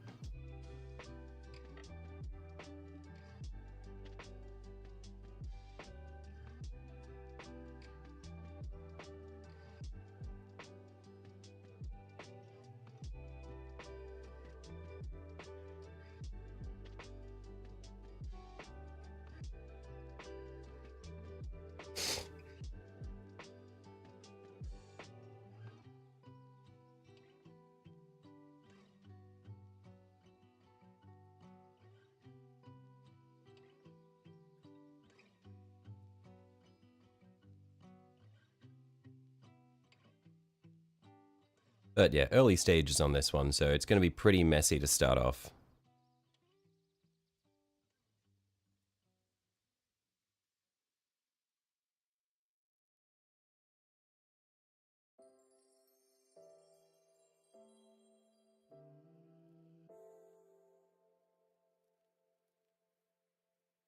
Recently picked up a knight for yourself. Apparently it was the last one on the website or something, but you're still working on your Ironclad Dreadnought as of lately. Oh, nice. What knight did you end up picking up?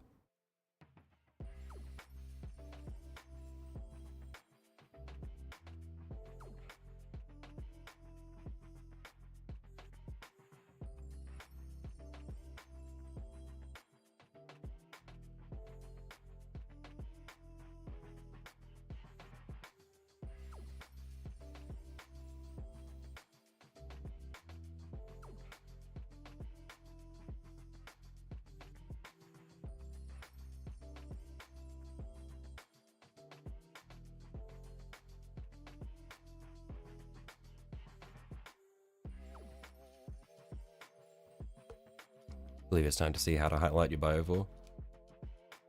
Oh shit, hopefully I didn't damage that. Whoops. Whoops. Think we're all good. Ignore that, nothing happened. Just an Age of Darkness night Questoris. Oh, righto. Yeah, no, my first night was a Questoris. A lot of fun. I put way too much time into it though. So hopefully I don't end up spending another 4 months on my next Questoris. That box comes with some great transfers. Oh wait, so are the Age of Darkness ones specifically a different kit to the regular Questoris kit? Is the model different to a standard Questoris as well, or is it just a difference in transfers?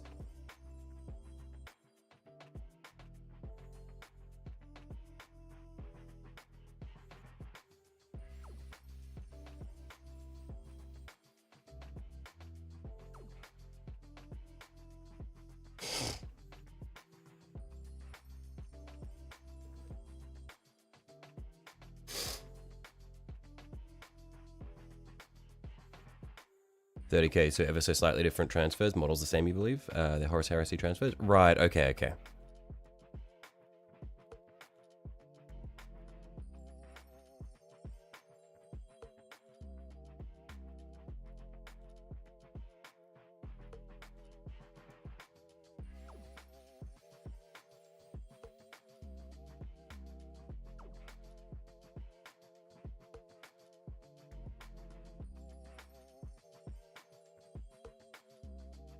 Yeah, I have amassed a large stock of transfers, telling myself that I'm going to use them for my my many nights, and then I just find myself freehanding the shit because I've been traumatized by transfers. And I'm like, I'll do it myself instead. Fuck this.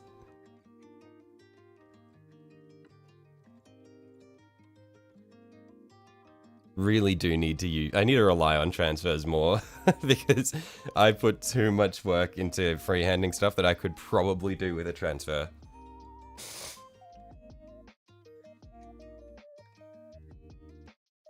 House Malinax transfers are so nice. You had to freehand the one you did, sadly.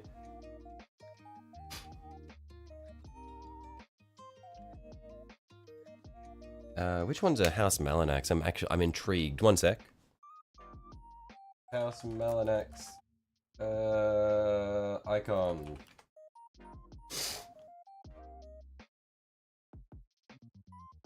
You freehanded that? Excuse me?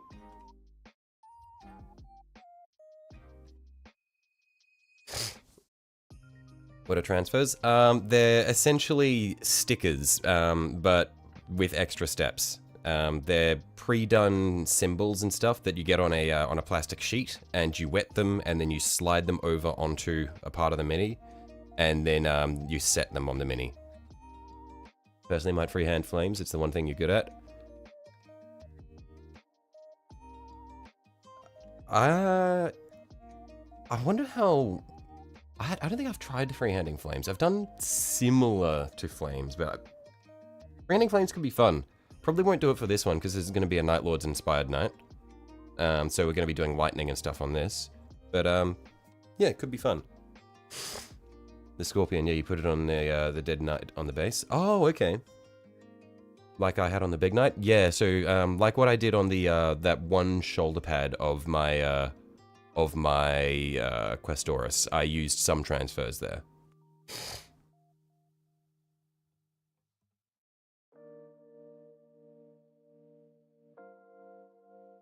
And those transfers are what traumatized me, and I'm scared of using transfers now.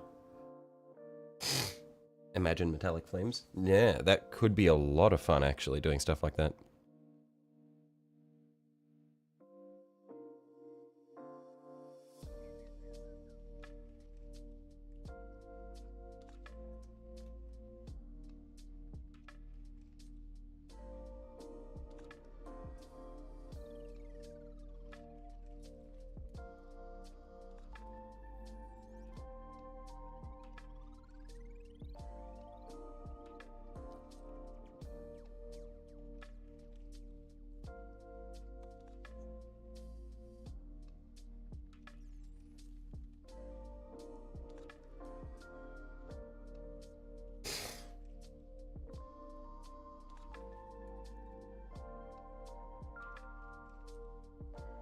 can freehand like gold flames and dry brush it a bit with silver or something. Ooh, yeah, very cool.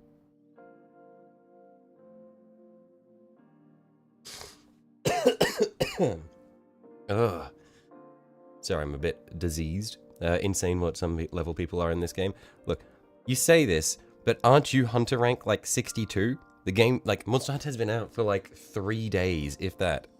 Hasn't it? Like, it's been out for like less than a week.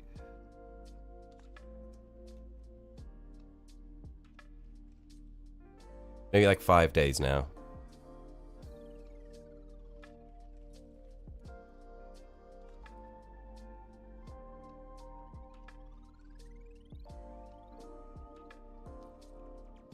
You sent the Scorpion, right legs are rushed as they're covered by the Knight's Foot. Where are we? Oh, wow, yeah, okay, that's crazy. That's really cool. I would not have the patience to freehand that. Friends Hunter rank 50 plus. That's not the point here. Come on. You cannot go, man, some people are crazy level in this game, and while you are level 62. Like, come on, mate. Zero self-awareness. I'm Hunter rank 3, by the way.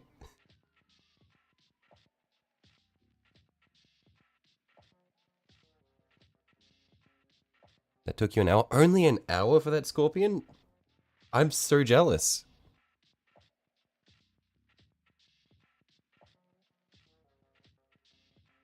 Did I just say skeleton or scorpion? Because if I said skeleton, I meant scorpion.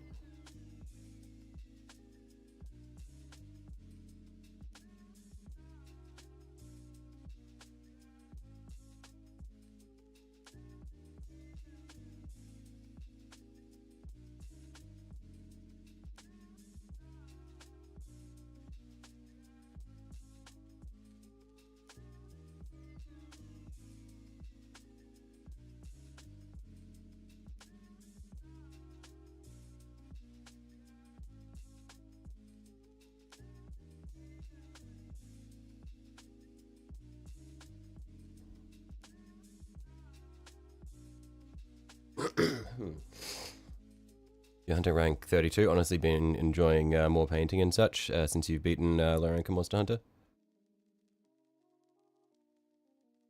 I will say, one thing I'm a little disappointed about with Monster Hunter Wilds is I was really hoping to have more of the experience that I had with Monster Hunter World on launch, of just walking around in the first area and then getting fucking jump scared by Anjanath and one shot by his flame breath. I feel like that just doesn't happen in Monster Hunter Wilds, at least so far. Like, just getting absolutely nuked by a monster doesn't seem to happen. Or just getting eviscerated by Tobikadachi. I feel like all the monsters are somewhat weak in low rank. Like, they just don't damage you. Whereas in World, it was like, you will get fucked up. You will know pain.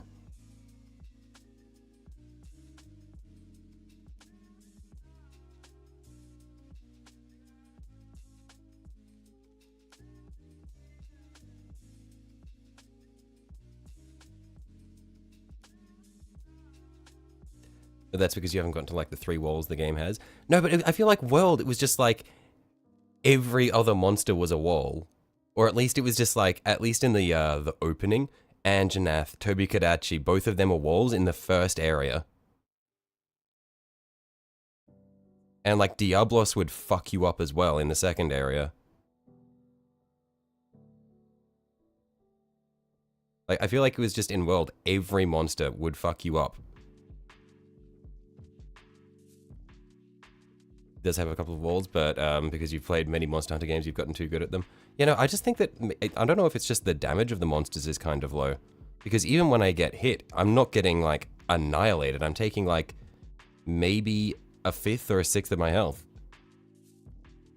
Whereas it was, like, in Monster Hunter World and in Monster Hunter Rise, like, you encounter some of these monsters, and they will just one-shot you.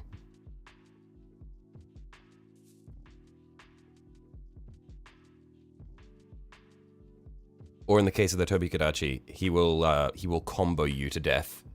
And there is nothing you can do about it. You take that first hit and you are stunned into death.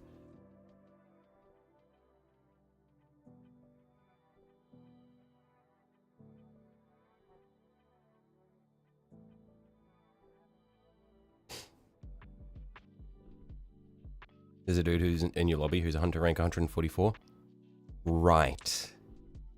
I imagine that person probably does not do much outside of playing Monster Hunter. I would say that that person's life for the past week has been Monster Hunter and eating and not sleeping.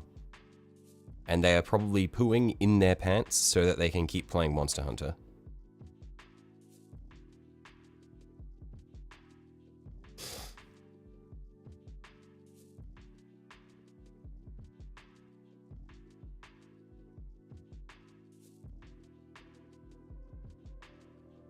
Either that, or they are playing on a Steam Deck, permanently sitting on the toilet.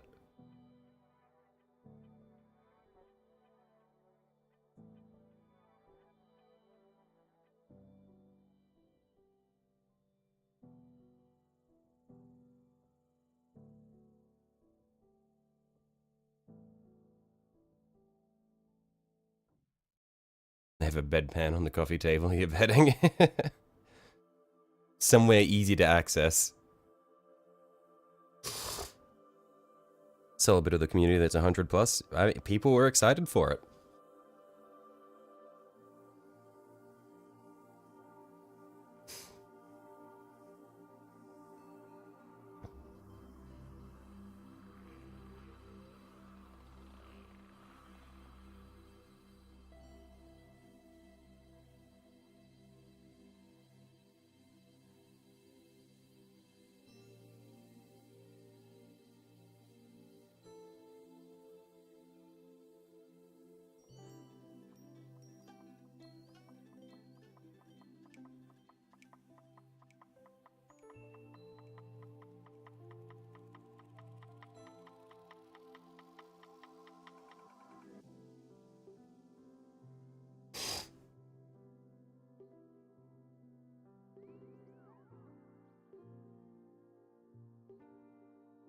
Okay, I can't think of which parts of this arm are going to be metallic, so I'm just going to do the barrel. So I'm just going to do essentially the shoulder and the bicep, and then the barrel. I don't know if I can even call this a bicep, but it's a bicep.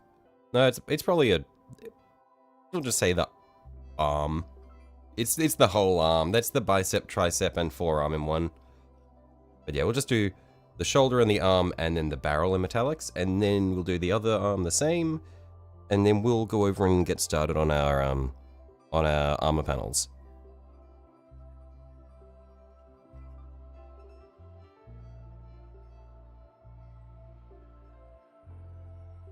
And then once we've done all that, we can come back through and then finalize what we want to do with this stuff.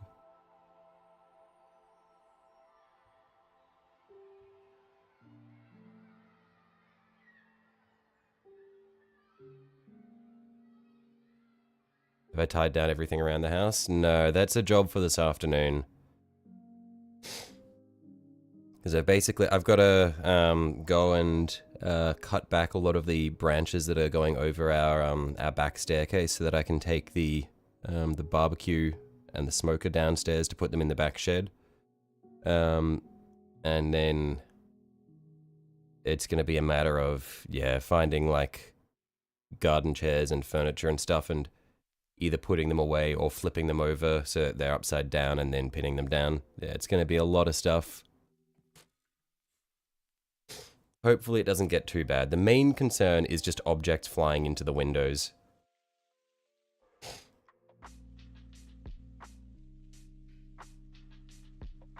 Well, actually, main concern is objects flying into the windows and just the windows breaking from the wind pressure. Hopefully it's not going to be too bad, though.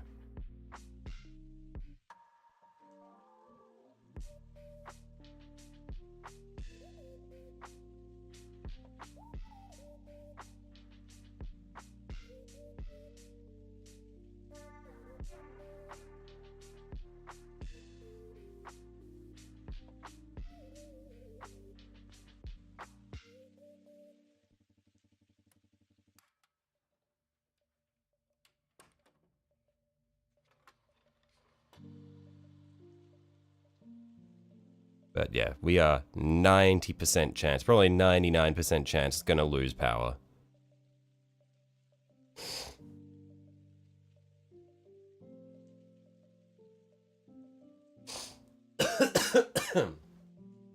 Well, your work is still expecting to be open tomorrow on Friday. That's hopeful.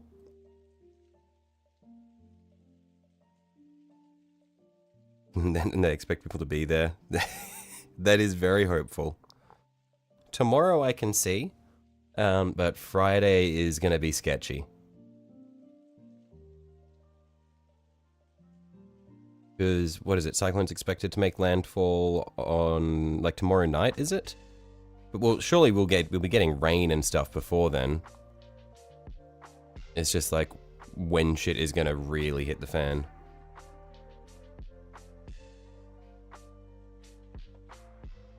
Customers, all, like, 70 plus, and you highly doubt people are gonna be having breakfast, right?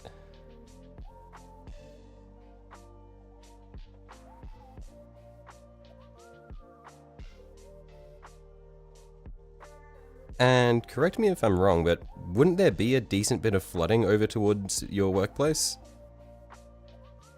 Either tomorrow night or early Friday mornings when it's going to hit? Right. I guess it won't be flooded immediately, but yeah, I don't know if there'll be a lot of the oldies going out for breakfast, the morning before a cyclone. Or the day of a cyclone.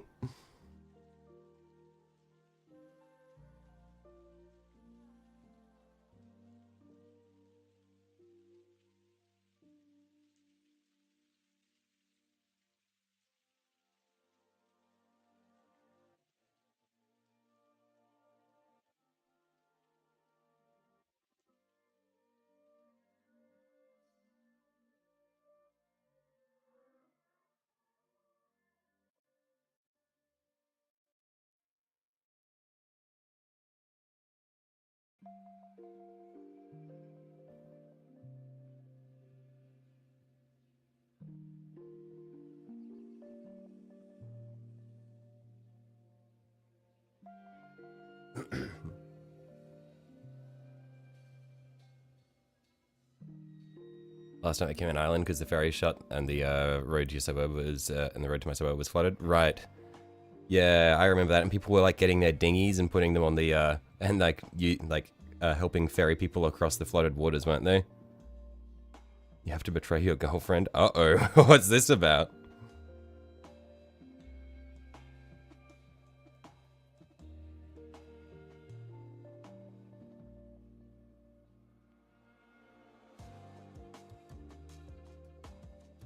You have to move her army from your display case to make space for your Tyrion hidden space marine army. Look, as long as you've found and used like a spot for them, by the time she gets back, it's all fine.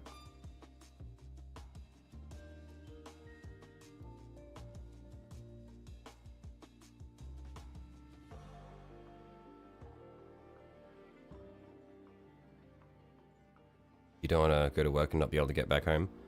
I mean, surely you'd be able to take the day off. Then, of all time, say, sorry, not happening. I've got family to take care of.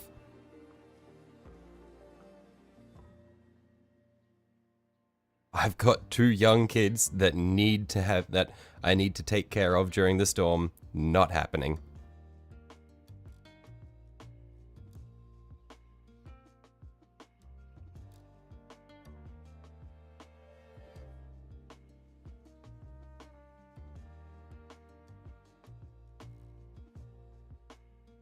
Your manager's a horrible person, though. Yikes.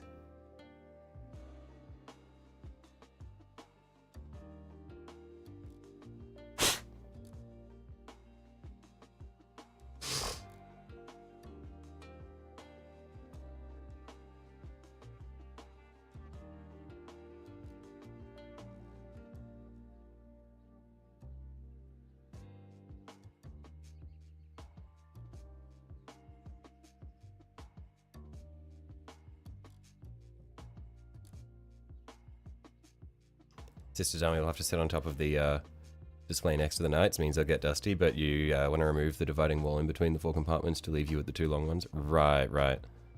I mean, the thing is, things still get dusty in display cabinets. They just get dusty slower. I know. I've got glass cabinets for anime figures, and they still get dusty. It just takes a bit longer.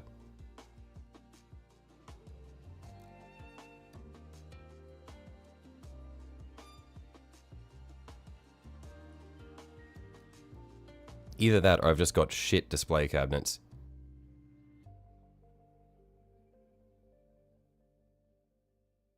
I'm just having to clean off some of the dust that's built up on this part before I start painting it.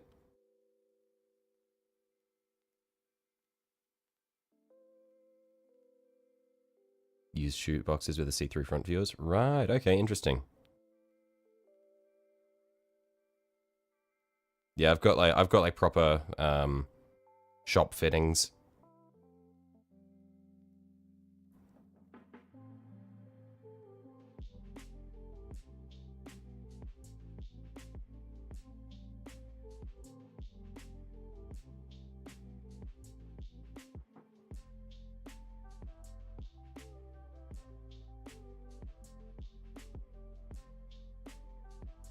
What if it had an airtight seal? If it had an airtight seal, you'd be fine. But I feel like that would be quite expensive to get glass cabinets with airtight seals. Like, with something that's large enough. Would it still get dusty? No, it wouldn't get dusty if it was airtight.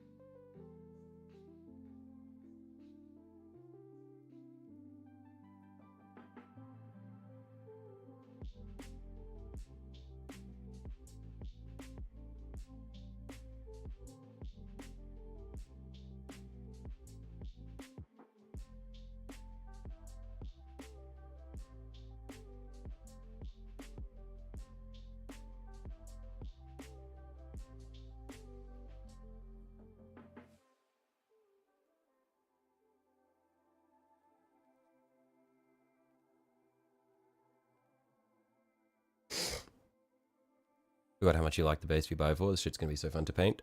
Yeah, it's really satisfying when you put together a base you like and you're like, man, this shit goes so hard. That's me with my previous Armiger. That's my favorite base so far. That's why I want to do more bases like it. I want to do all my knights in similar bases because I feel like it'd be so cool.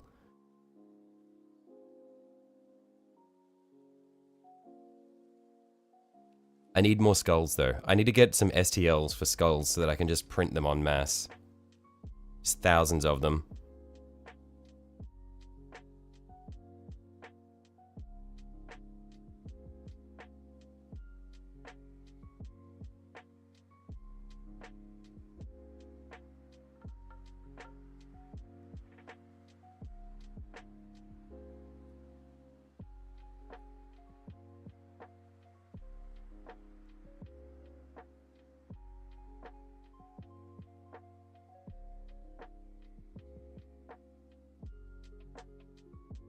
You had some plastic sitting around once and you picked them up to do a white spray through some clothes and it had some fiber in it. You realized you hadn't cleaned the dust fiber off the plastic. Oh, wait, so when you sprayed it, it like transferred some fiber from the clothes onto the plastic? Oof.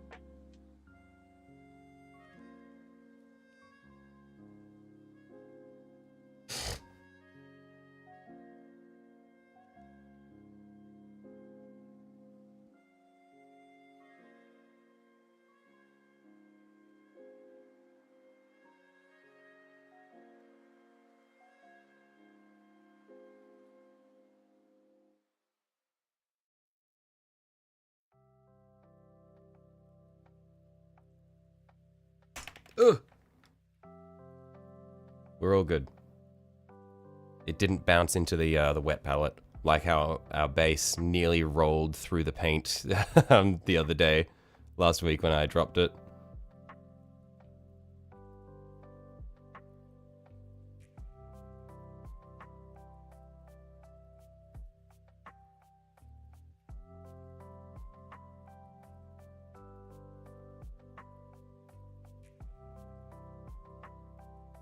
No, it was dust trap that had fallen onto the plastic sitting around, and you didn't clean it before spraying. Oh, okay, so it was dusty and you just sprayed on top of the dust. Right. Good news, it's a very interesting effect to make it look more realistic. I mean, look on the... that you can always look on the bright side. But yeah, that's like, with this, with these parts, I hadn't, I built this ages ago. And I've only just gotten around to start painting it, and it was quite dusty, so I made sure I rinsed it all in water before I started painting it, because I didn't want to get any dust underneath the paint.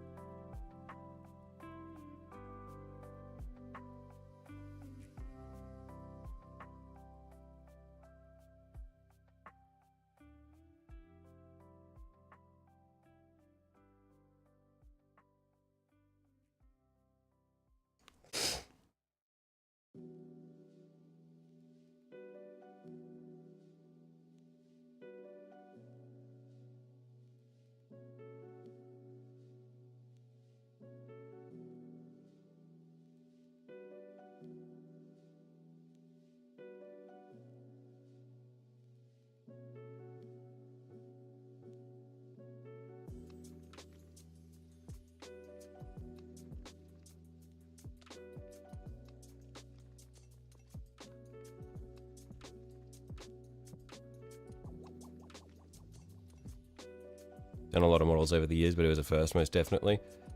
Well, hey, look, if it gives an interesting effect, then it's worked out in the end. Now you know what it looks like.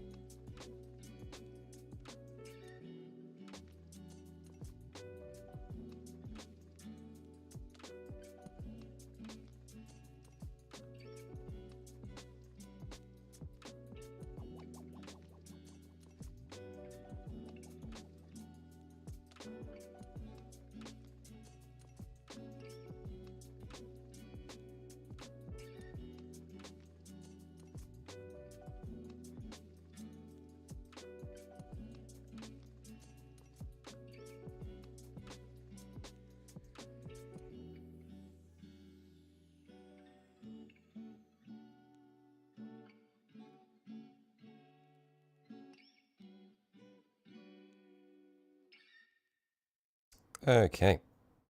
I think that's good for our metallic base coating to begin with, at least. all the bits that we just want to have done roughly. And so now we can start on our panels.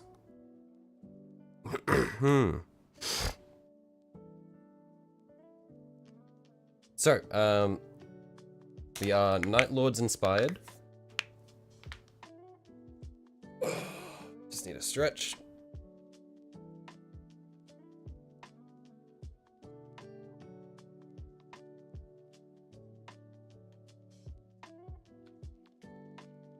I think the fact that all your other armies have really nice bases makes you feel bad about your Greenwing Dark Angels. Yeah, that's kind of me with my Tau that I did initially, because they're all, they're just on essentially flat base with a Grell Earth texture paint on it, and maybe a grass tuft or some pebbles. So I want to make my other Tau bases more interesting as I work on them.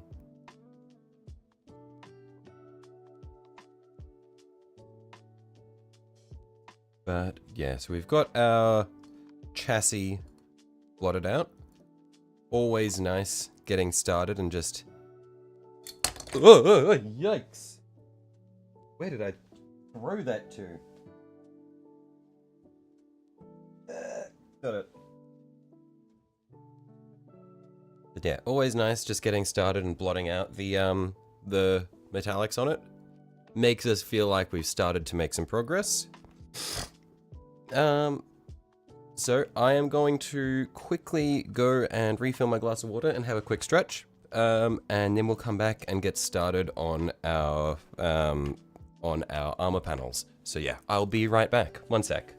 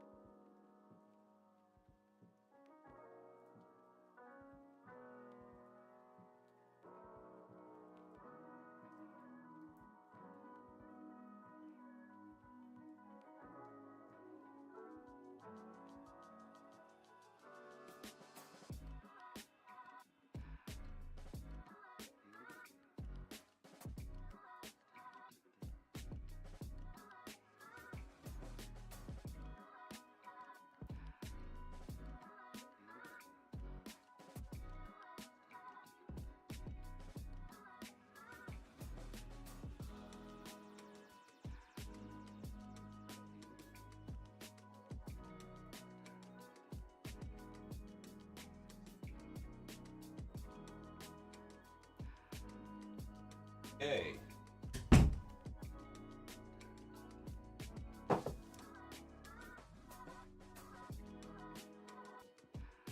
I am back. Okay. So, where are we? We want to see if we can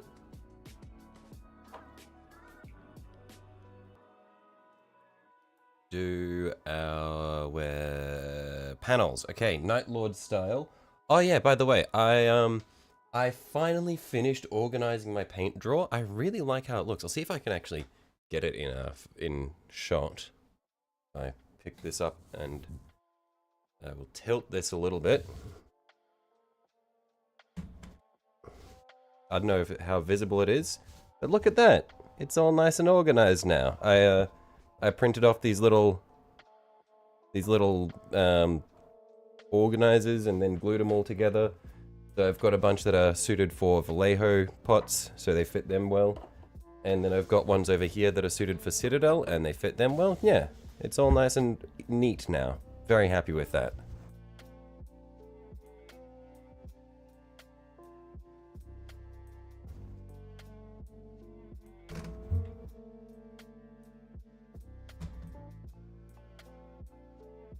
I need to try to get this back in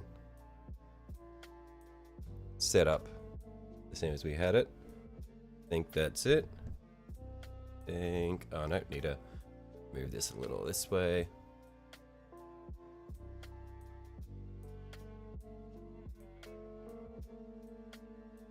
Don't you love everything being out of stock? What are you trying to get, Technic?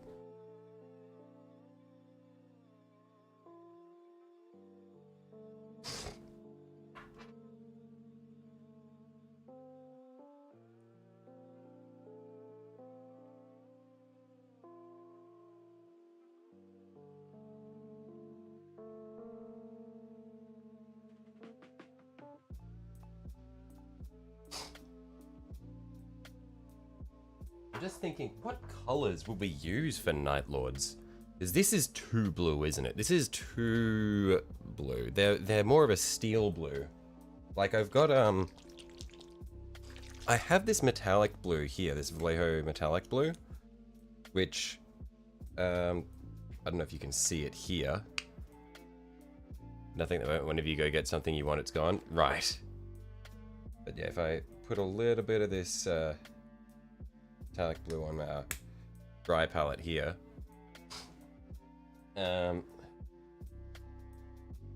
Zoom that in, but this, I feel like this is probably still a little too blue for Night Lords, but we might be able to darken that more into the sort of thing we want. Like that could be good, maybe, question mark.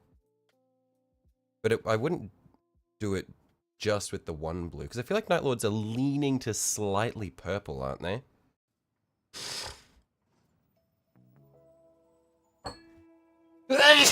Oh man, that hurt. Oh.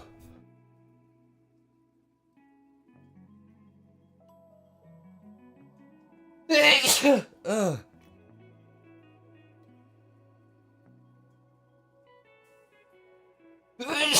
Ugh.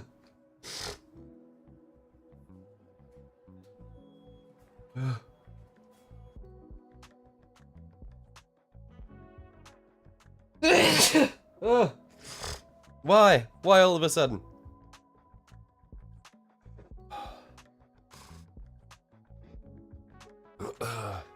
My whole body is just shutting down for some reason.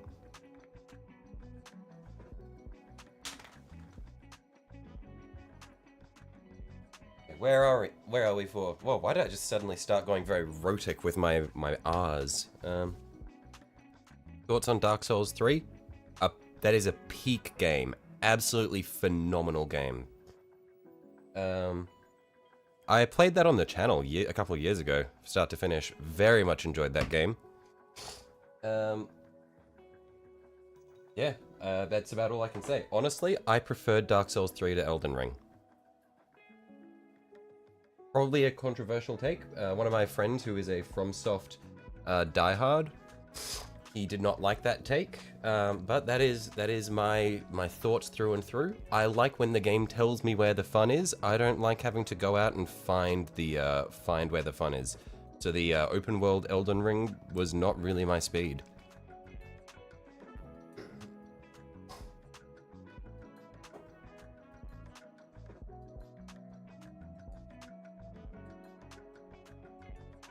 Elden Ring was mid compared to Dark Souls. That's what I'm saying.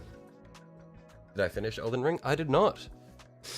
I got I ran around for a while. I did a decent... okay, I say I did a decent bit. I barely got through it. I think I probably played maybe 20 hours, maybe more? 20 to 30 hours? No, actually, no. Surely I have way more than that. Got bored and doom scrolled old streams into Dark Souls 3. Yeah, I had a lot of fun with Dark Souls. I feel like I actually probably got closer to like 60 hours on Elden Ring, surely. I'm checking my Steam now. Where are we? Let's go library. Elden Ring. Nope, never mind. Only 20 hours on Elden Ring. Yep. Disregard what I said. But yeah, I don't know. I just didn't enjoy it.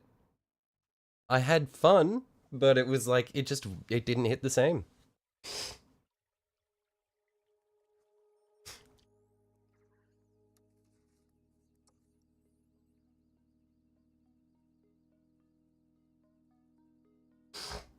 Now as for, yeah, blues that we can do with, for Night Lords, Calidor, like, I don't have a super dark blue. Like, should I make a mix with Xerius Purple and Calidor Sky? See if we can get something that'd be more Night Lord blue there?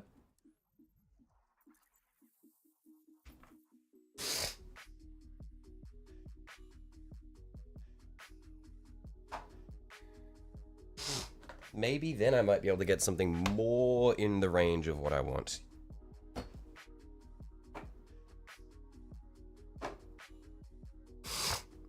Mixed Corvus, maybe it's a weird grey blue? Maybe. What's darker between these? Okay, I need to have a look at what, Night Lords blue. I need to have a reference. Night Lords 40k.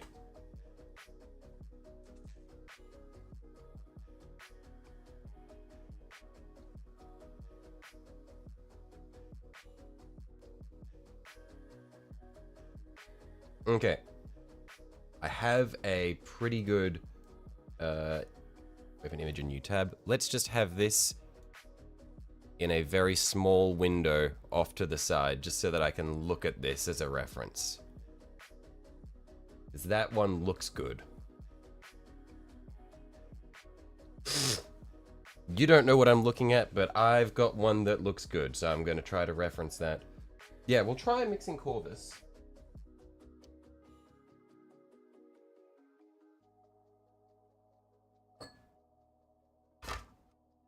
Let's see how we go. So I'll start off first by trying with oh man, so unwell. Oh, that's not shaken up enough yet.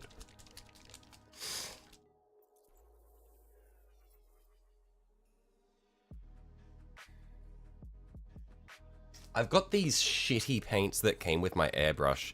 I wonder if this might be doable.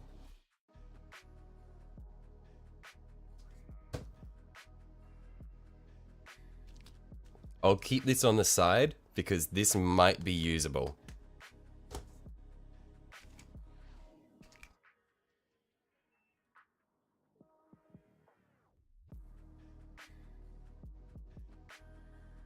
Okay, so there's our darkest blue that we have. And I'll try and mix it with a little bit of Xerius Purple, just to see if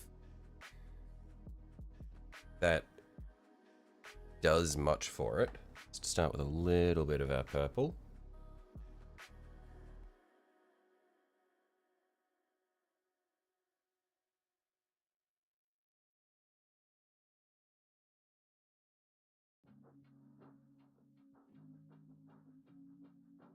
Purple was just completely absorbed.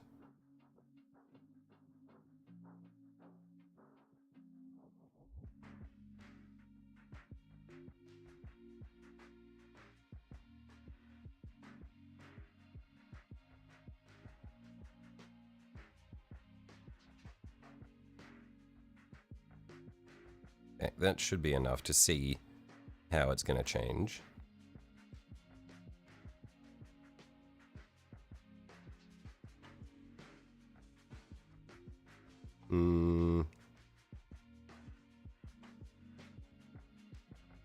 Yeah, no.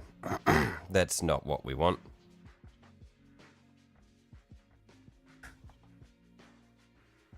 Should have listened to you.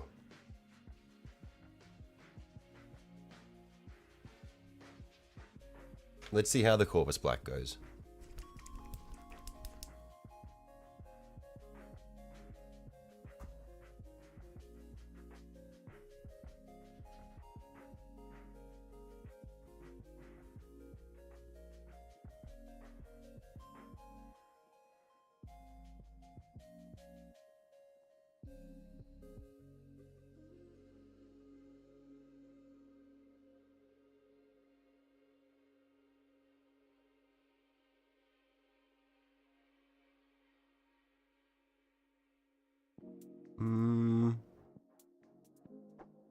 Maybe? I think maybe if we try the Corvus Black with our Calidor Sky instead. Oh, actually, that's pretty good. That is pretty good, actually.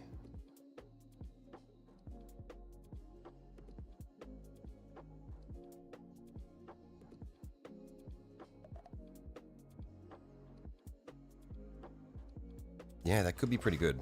I'll mix it up over here in a slightly larger amount, but that might be on the money. Good call, Sanju.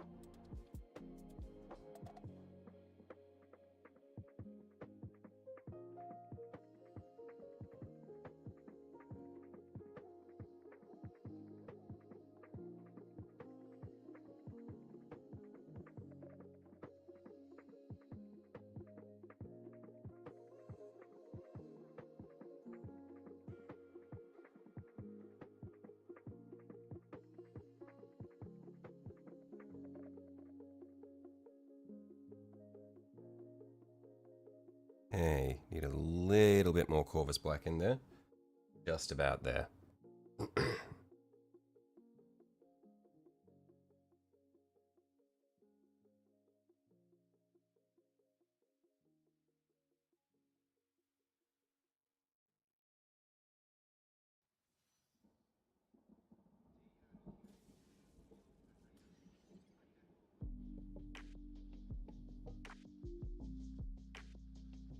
Now, let's see how we go with that.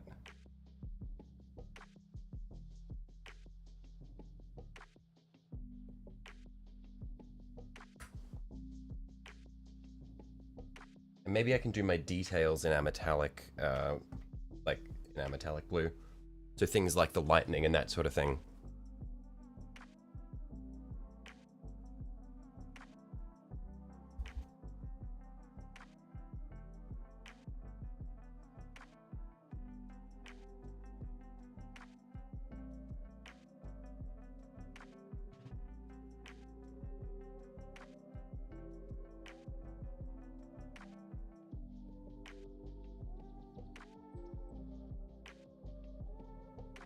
What is with this bristle that I've got? This stray bristle, hang on.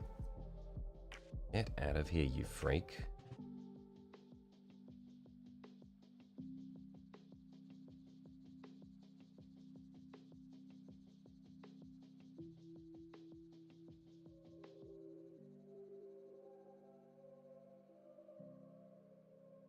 Yeah, this is looking really nice. Good call on the Corvus Black.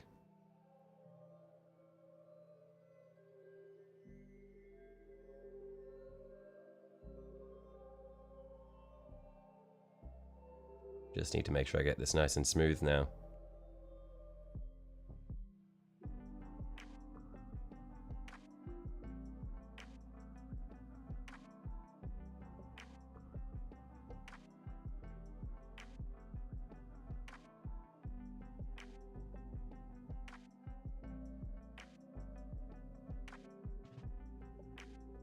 I'll probably need to do a couple of coats because the blue that I needed to use to mix this was an air paint, so it's quite thin.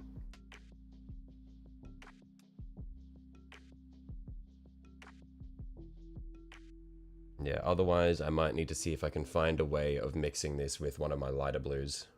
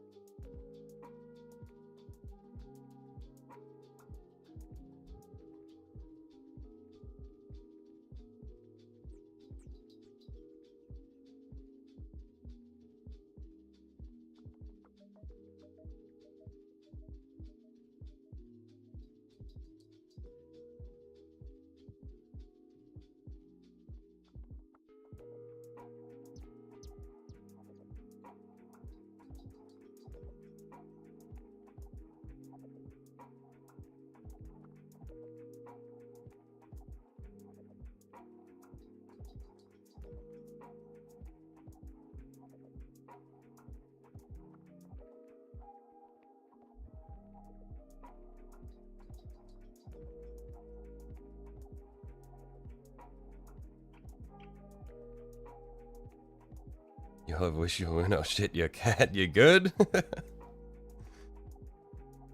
Man, your cat has a tendency to hit some keys, like in pretty precise succession.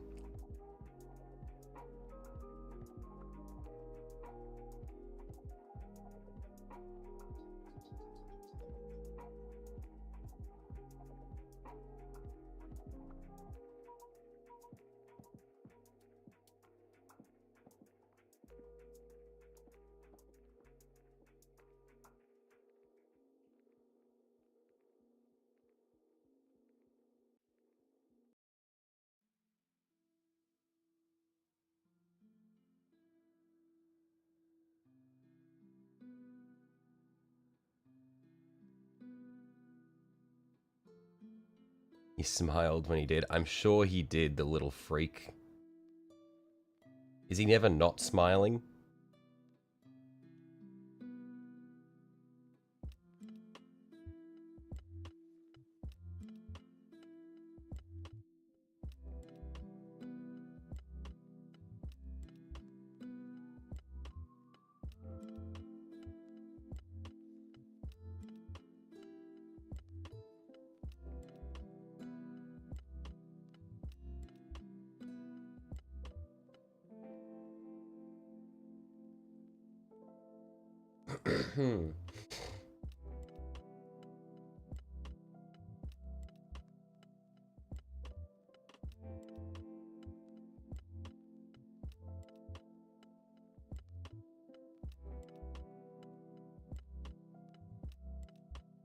Yeah, he's either smiling or he's the most judgmental bastard. I see. So classic cat then.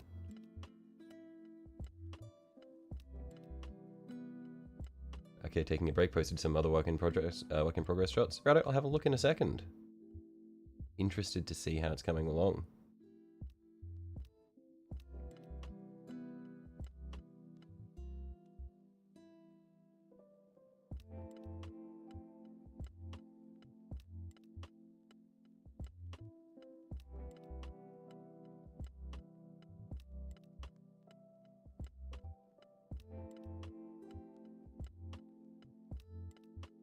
We got the Biovore has fucked up chitin like the Neuro too. Yeah, the Neurotyrant's chitin was quite fucked. Oh wow, the blue on the sheen on those scarabs is really nice. Whoa.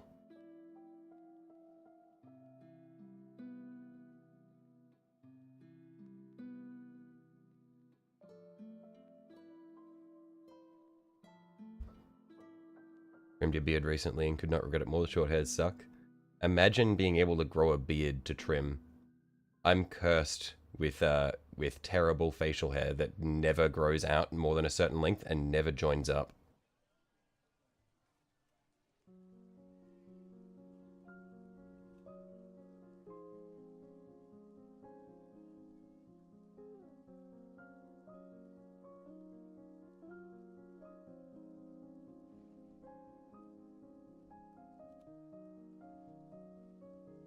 Imagine not having a beard. Stop, it hurts.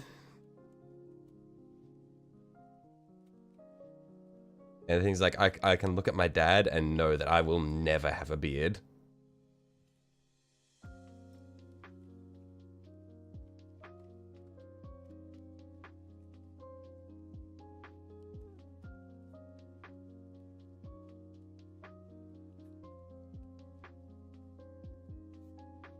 Okay, we'll let that dry. We'll need to do a second coat because it's quite thin. I think this is a nice blue that we've come up with. Hopefully I'll be able to replicate it in the future.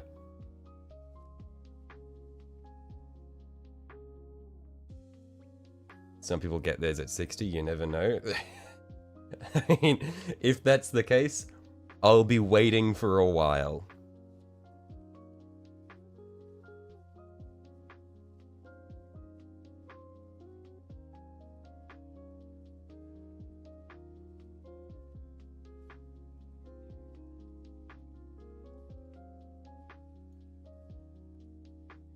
You had a beard once, it was magnificent, but alas you had to shave in the hospital, had hair to your ass and a beard to your waist. That is awesome. Real life dwarf.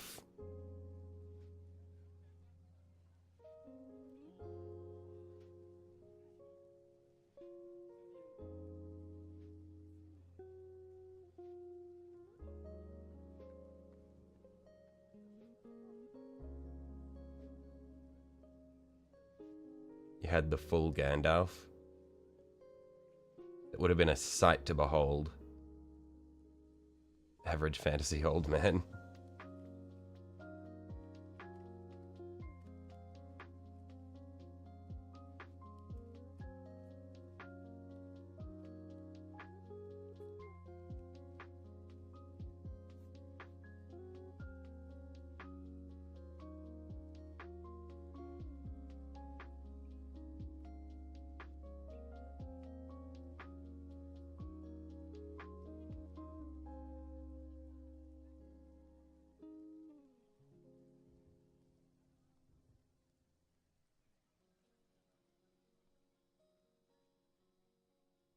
Okay, now again, I'm going to have to let that dry because it's patchy, but it's really thin.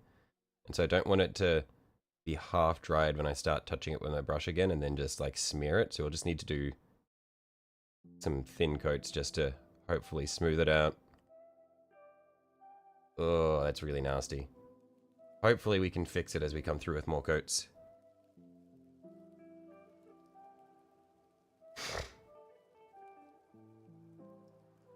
Recently come to the conclusion that you don't think you have the correct blue for a Sewerman? You know there's a contrast paint called a Sewerman blue.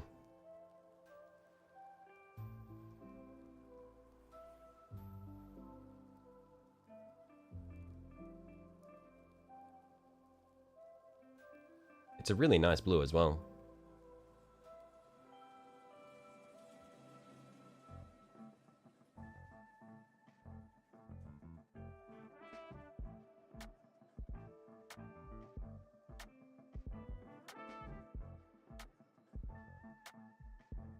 The contrasts are not your thing? Yeah, fair enough.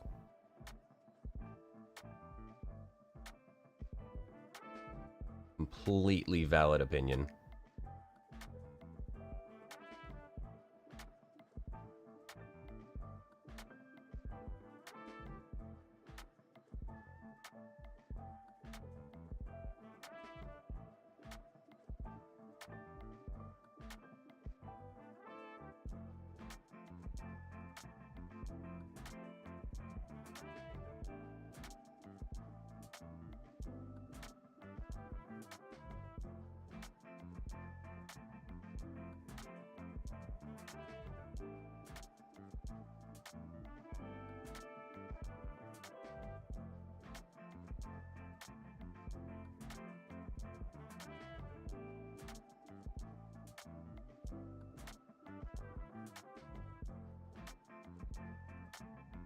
You like some of the contrasts? They look like inks out of the airbrush.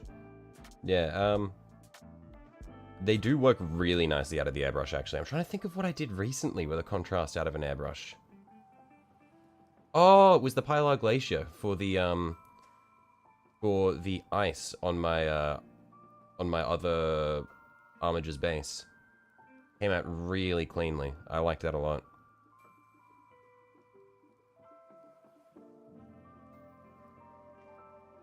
But Pilar Glacier is like pretty much completely transparent. Like that is very much a contrast. That's like the contrast of all contrasts. The blue on the Scarabs is Croxagore Scales contrast over AK Interactive's Oily Steel. Right, okay. Cool. Cool to see you got that effect with contrasts.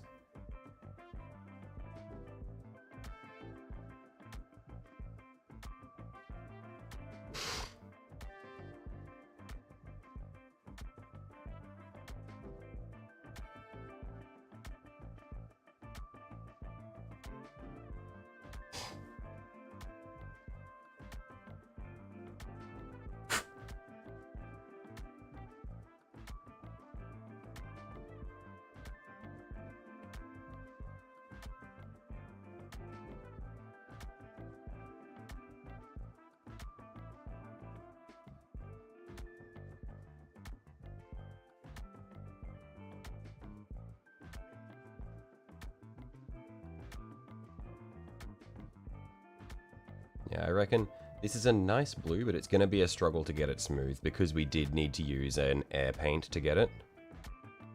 Because all of my layer blues were quite a lot lighter. But if we can get it smooth, I think it'll be quite nice.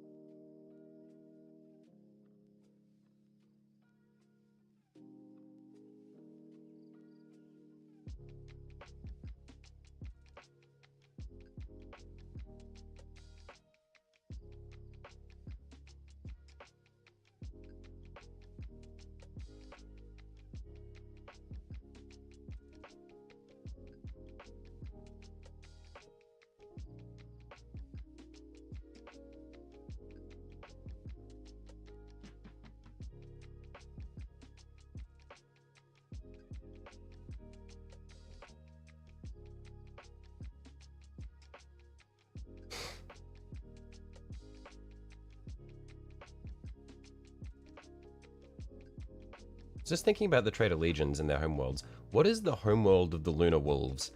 Is their homeworld the moon?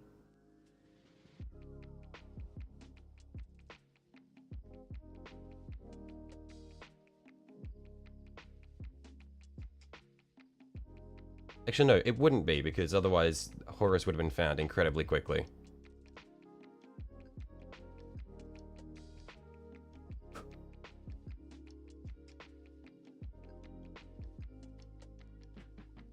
And Alfarius and Megon were the first to be found, weren't they?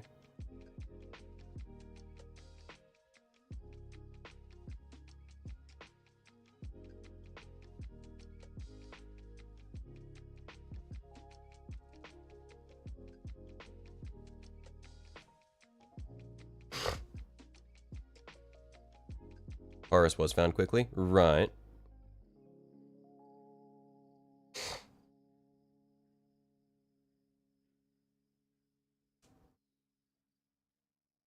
Alfarius was first and Megon was last? Oh, okay. Beginning and beginning and end, etc., etc. Right, right, right.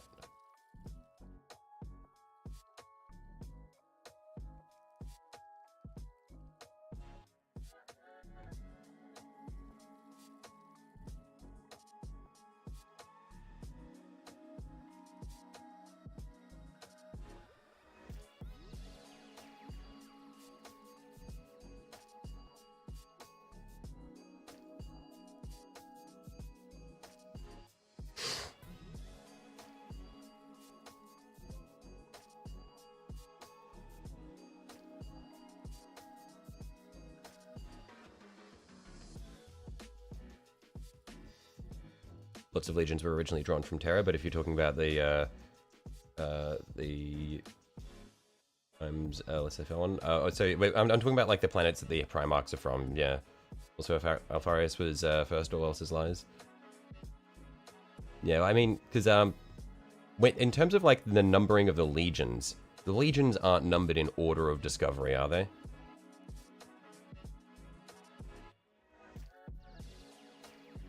They're numbered in order of creation, right? The Dark Angels were just the first legion to be created.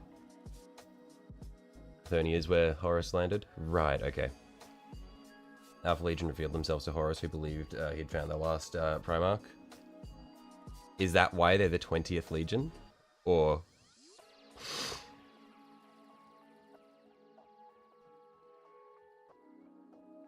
Lion was found somewhat later as the first. Yeah, because the Legion was created first.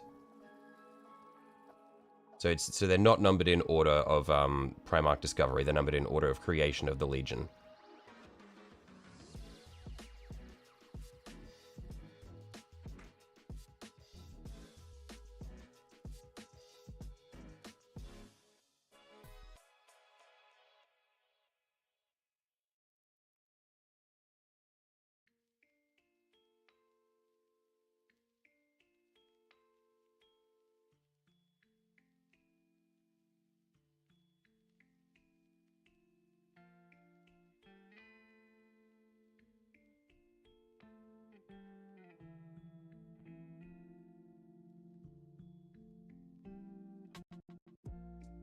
Yeah, this is quite a nice blue. The reason people believe the Dark Angels have so many wings because they didn't really get a specific goal, so they're a jack of all trades. Right, and also because they were one of the biggest legions, weren't they? Just because they were the first to be created?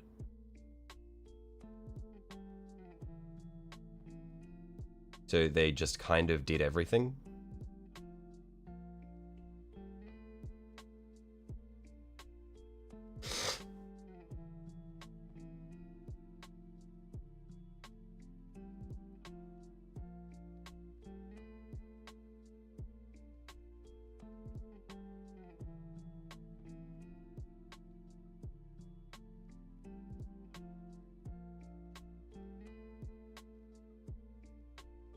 Bigger, also pretty stable gene seed at the time.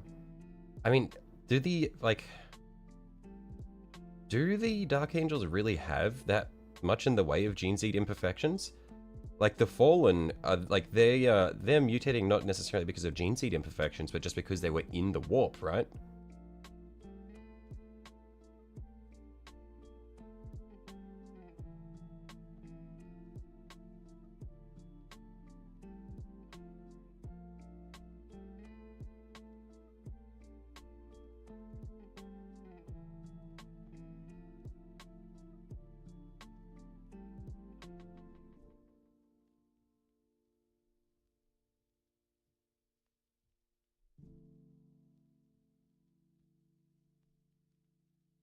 Well, I guess in the Eye of Terror, which isn't technically in the warp.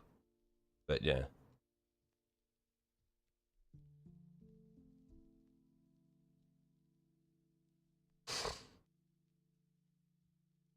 Now, the gene seed had no real mutations, but GW had to suck off Ultramarines, so they gave them the highest success rates after a while. I see. It all comes back to Ultramarines. It all comes full circle.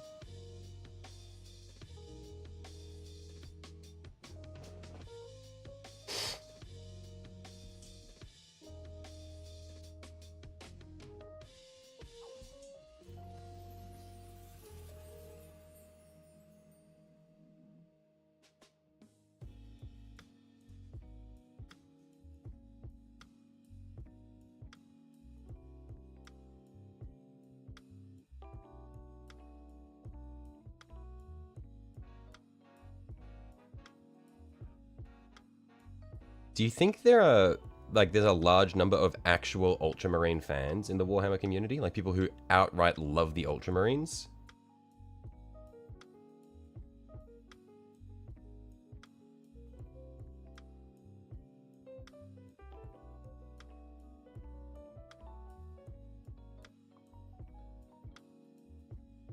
Thousand Sons, Emperor's Children, and Blood Angels were fucked, though. I know that Thousand Suns and Blood Angels were fucked. What was wrong with the Emperor's Children?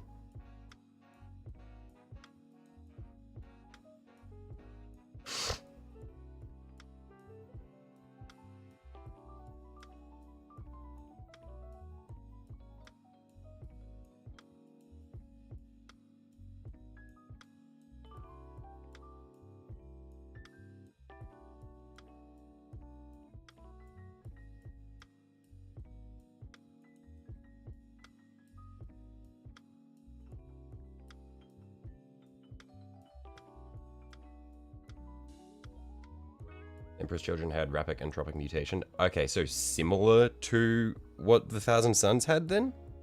Because that's what the Thousand Suns had, was they would just randomly turn into Chaos Spawn. They were just dying? Okay. So similar to Thousand Suns, but not as bad.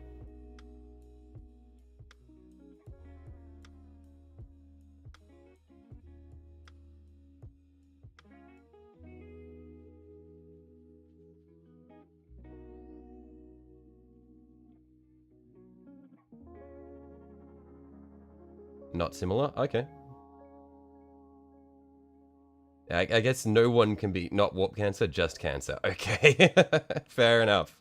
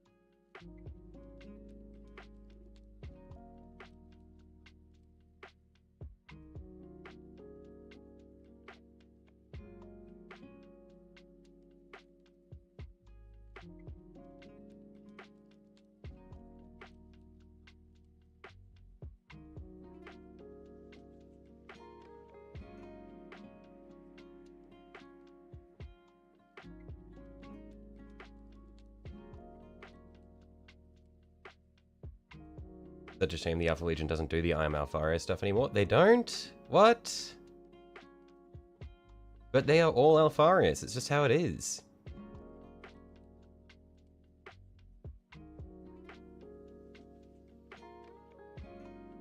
What do they do instead? Not much.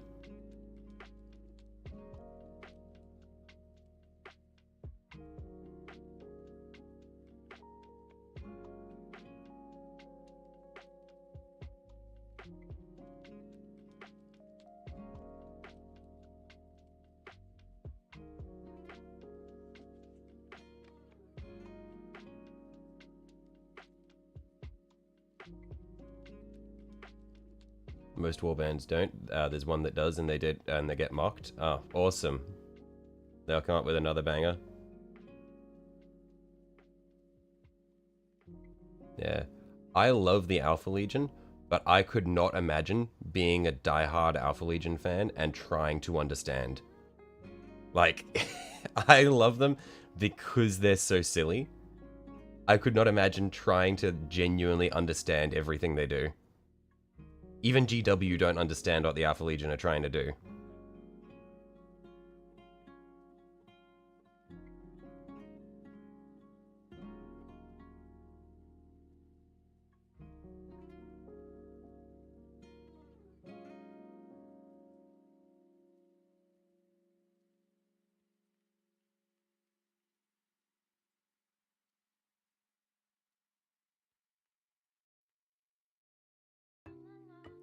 This is a nice blue. Like how it's turning out. Might do one more coat just to smooth it all out, but it's coming along nicely.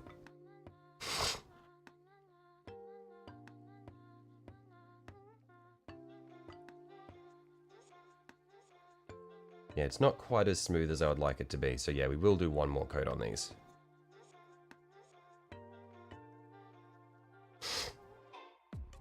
And also because it can stand to be just a little bit brighter.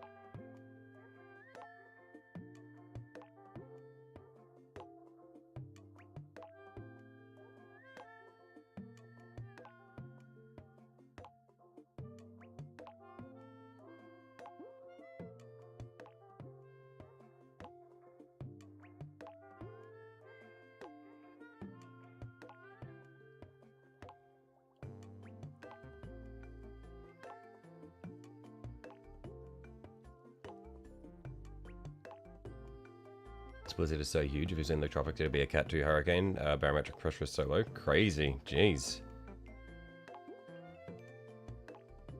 Well, I'll be right there with you in a couple of days, Twisted.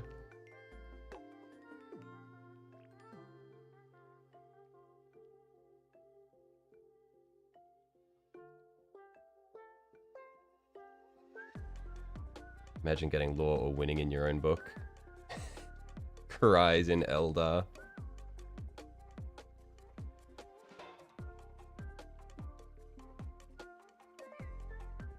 Just had some 80km/h gusts just now.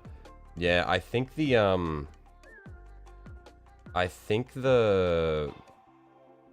cyclone that we're getting is forecast to have like 140km/h winds, which will be pretty scary.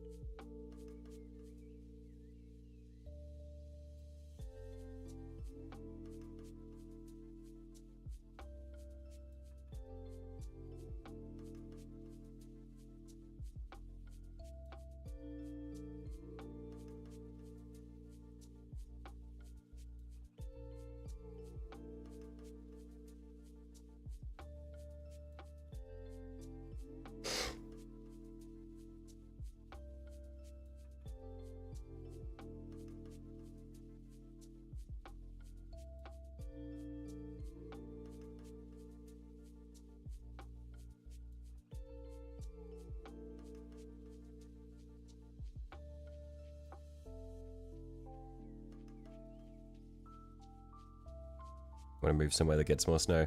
And I want to move somewhere that gets snow. We've got none of it. It's just rain, hail, wind, bushfires, flooding, and it's really humid.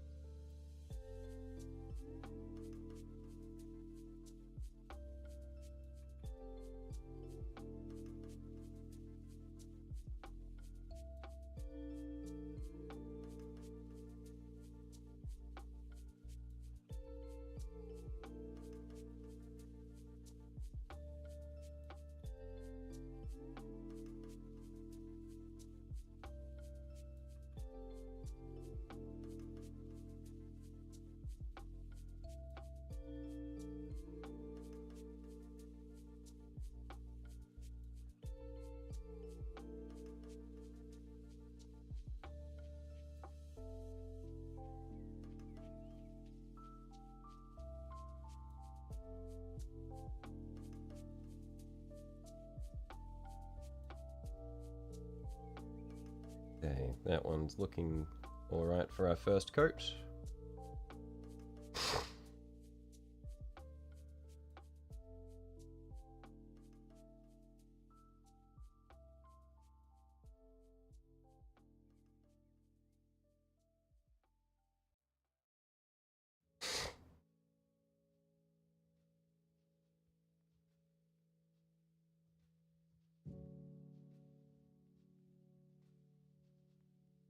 Guessing that school will be closed tomorrow. Nah, make them walk.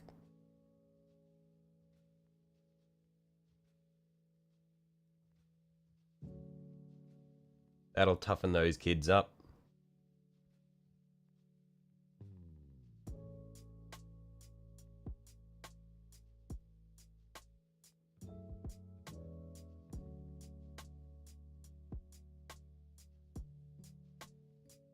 Those young whippersnappers.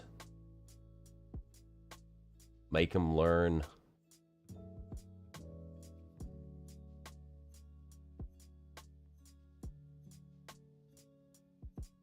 Apologies for the really low effort accent there. I really did not even try with that one.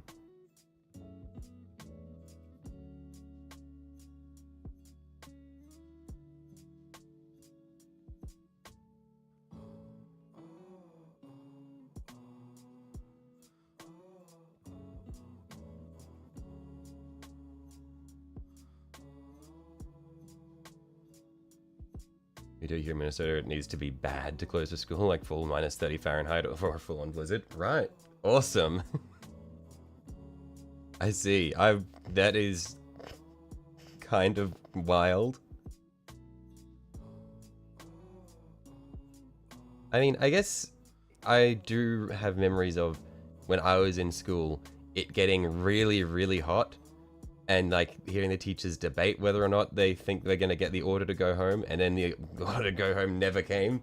It's like 44 degrees Celsius.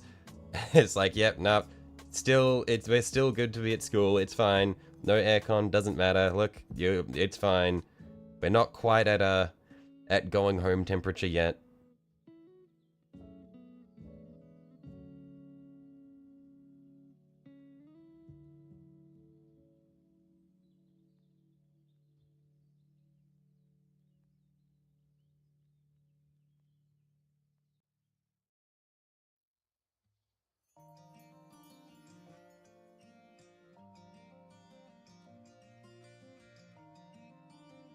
Holy cow, 44. In primary school, we'd had a couple of those. Yeah, not good. That's just August here. Nice. Yeah, no, like regular summer for Brisbane is like 30 to 35, and it's really humid. And then sometimes when it has gotten unbelievably fucked where you do just crack 40 and it's just like, oosh, not good.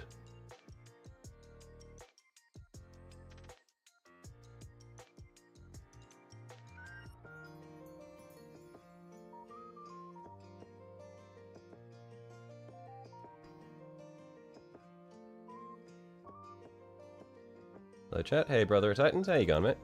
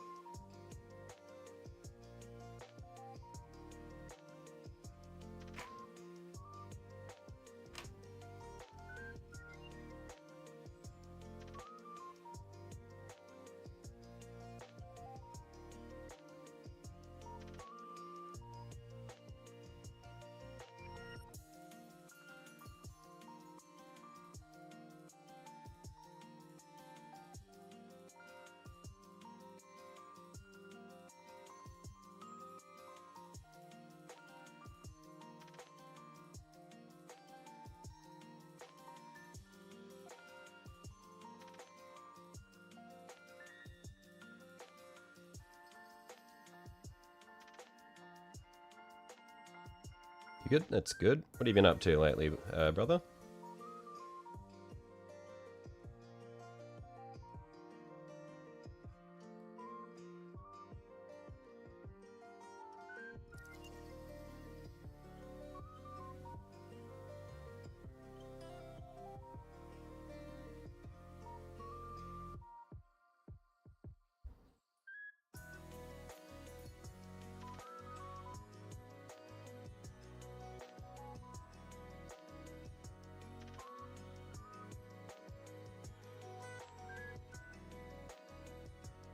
New Tempestus Aquilans kit is great. What is the Tempestus Aquilans? Is that a 40k unit or is that something else? I'm not familiar.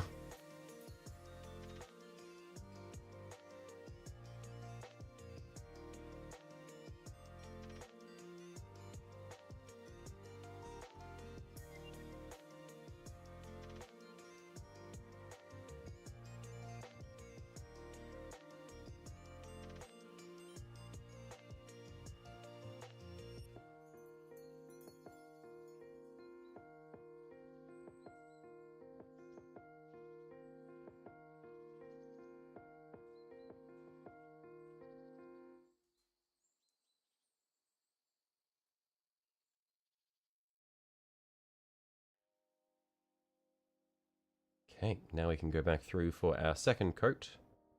It's the new Jump Pack Scions kit. Oh, okay, okay. Yeah, I haven't seen it yet. It's a kill team. Oh, okay, that's why I didn't recognize the name. I don't see a lot of the kill teams come through.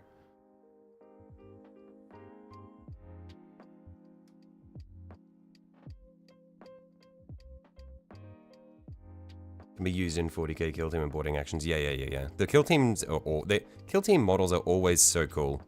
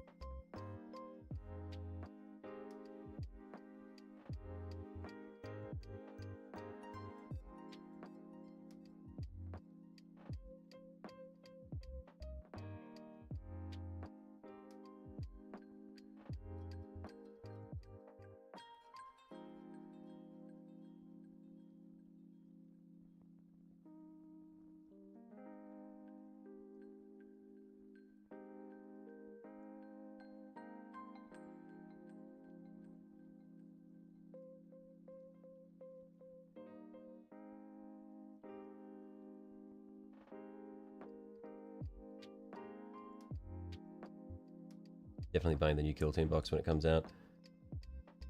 I'm gonna say it again. When are we getting an Imperial Knights kill team? I want a unique Armiger. Single Armiger that is just it's just a kill team model. Like yeah, like a named Armiger character for a kill team.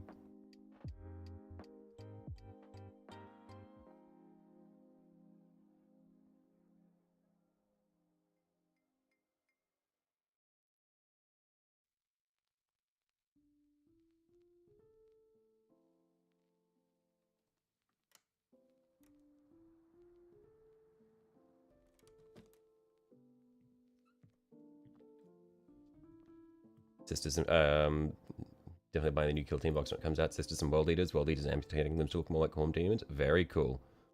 You're all in for your Melter Maidens.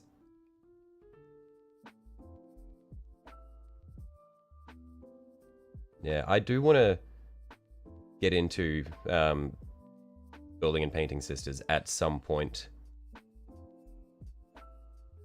But unfortunately, I have too many things on my table. Or on my plate, I should say. Yeah.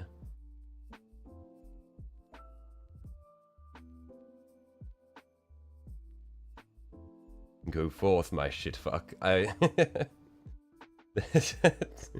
That's like Kerbal Space Program naming sense.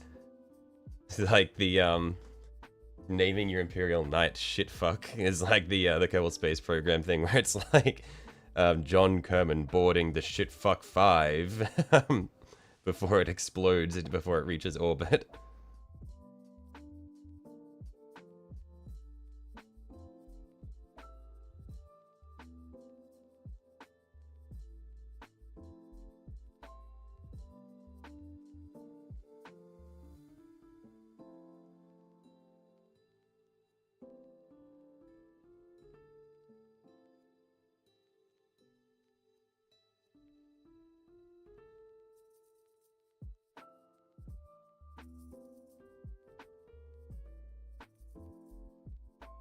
Yeah, so sad that Kerbal Space Program 2 wasn't good.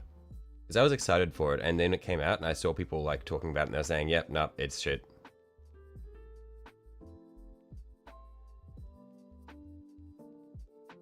Because I really wanted to play multiplayer KSP with the boys. Would have been so good.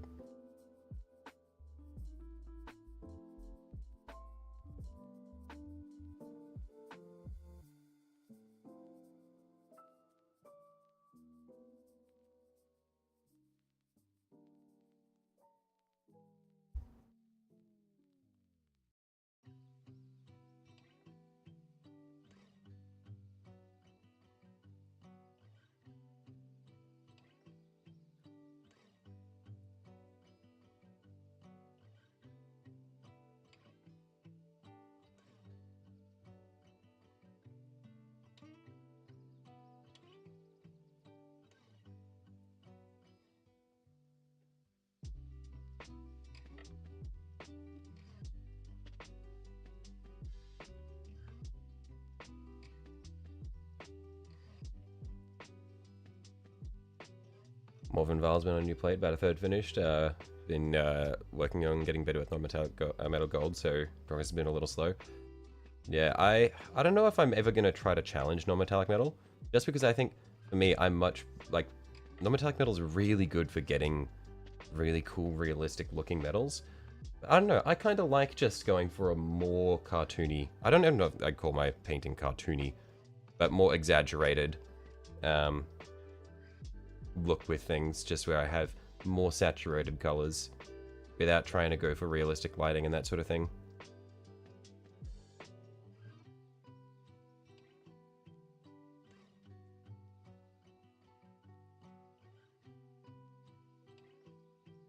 Not to say, of course, that non-metallic metal doesn't look good. I think it looks fucking phenomenal. But I just like the way that I paint my things.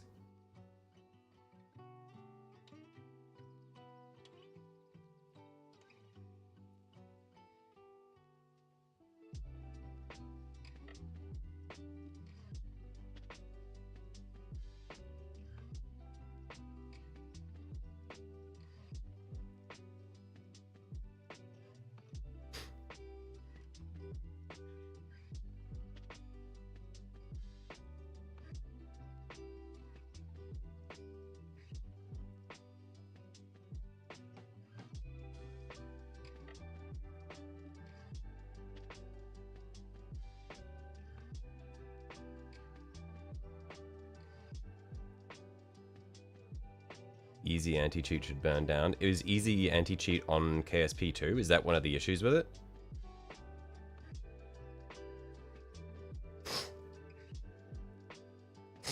I thought the issue with KSP2 was like the physics engine was different. It wasn't made by the same people who did KSP1 and like a few other things.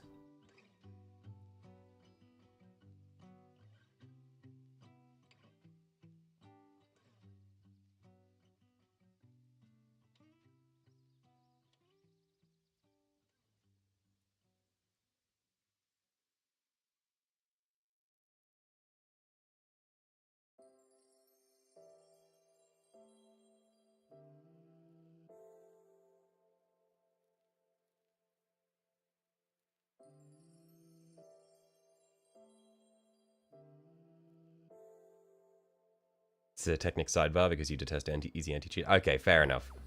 Post some progress on our own Discord when I'm looking at my work. Yeah, I'll finish this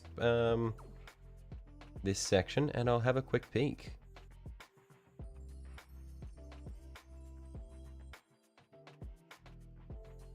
Love KSP. KSP is glorious.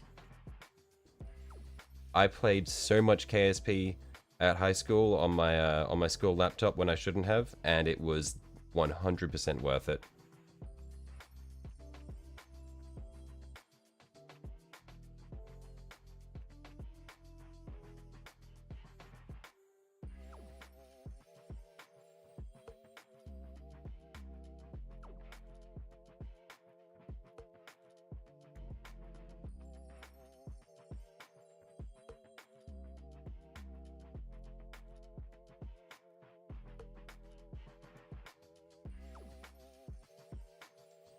Made a recreation of the Santos Dumont 14 and the Rat Brothers played. Sadly, because metal weighs a smidge more than paper and wood, it can only fly with cheats. Right.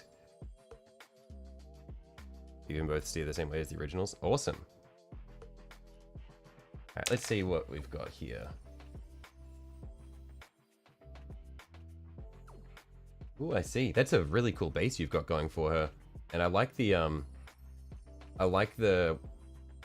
I was gonna call it a robe, and then I was gonna call it a tabard. I realized it's a skirt. That's what we would call it. It's a skirt. But yeah, I really like the patterning you've got on the trim of the skirt there, and the base is really neat. A nice blue for Night Lords. Thank you. Not too dark, but not a light blue by any means. Yeah, my thanks go to Sunju for the suggestion to mix Corvus Black with the blue that I was using. I think it's coming out nicely. Honestly, I might not need to do additional coats for some of these panels, because they've ended up really good. Like the legs here especially. I really like the way the legs have come along.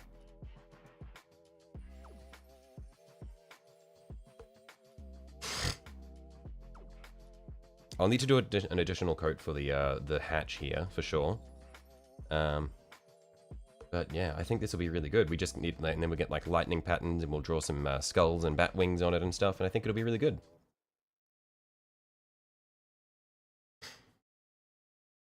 You just cracked at mixing paint? You are.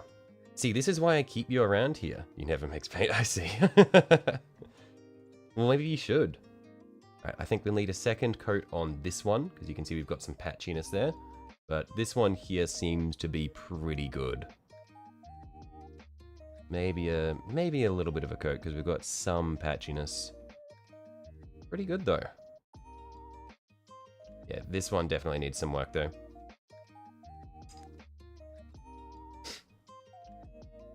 The fun part will be if I end up needing to do more blue in a future painting session, we'll be trying to mix it again. Thankfully, it's not as complex as my Necron mix, and my Necron mix I was able to replicate pretty easily.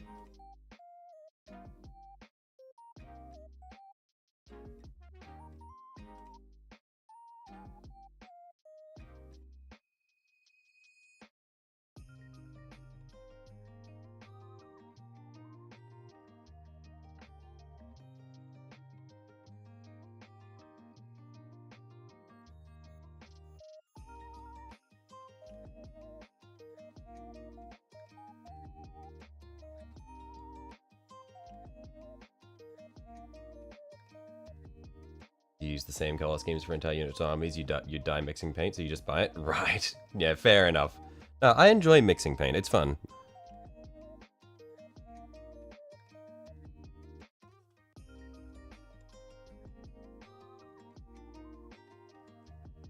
It makes it go further as well. Means you don't have to spend as much money. You can just go, oh yeah, I can make that. That's one thing though, is I need better primary colors to work with. Because I don't have a good, cool yellow to work with. And I feel like that really limits a lot of the mixing I can do. If I can get a good, cool yellow, then I reckon my paint mixing options will massively expand.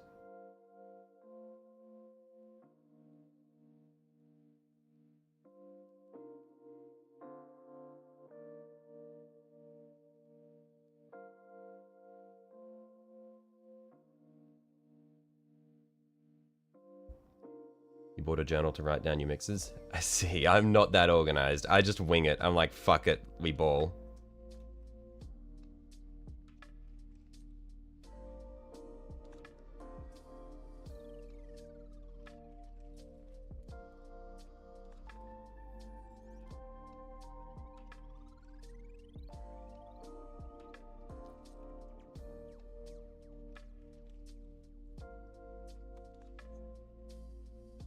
Okay, I reckon that'll dry nicely.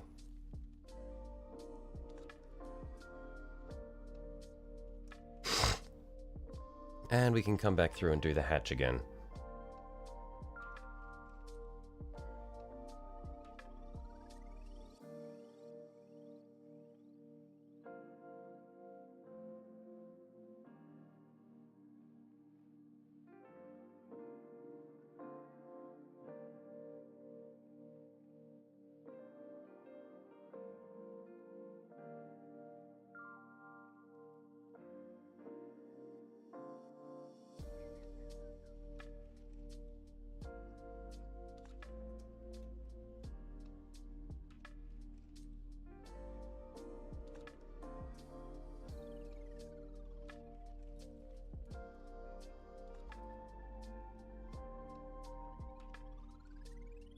What do we reckon for the trim, by the way?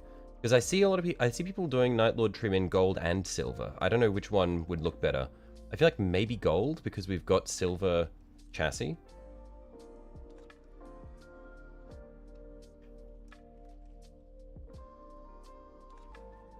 And because if we do it in gold, it means that I get to use my favorite paint, Hashut Copper.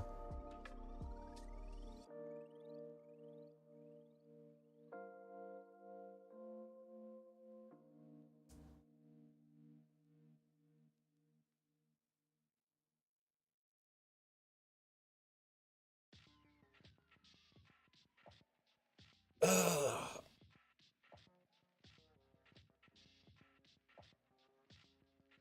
Another stretch there.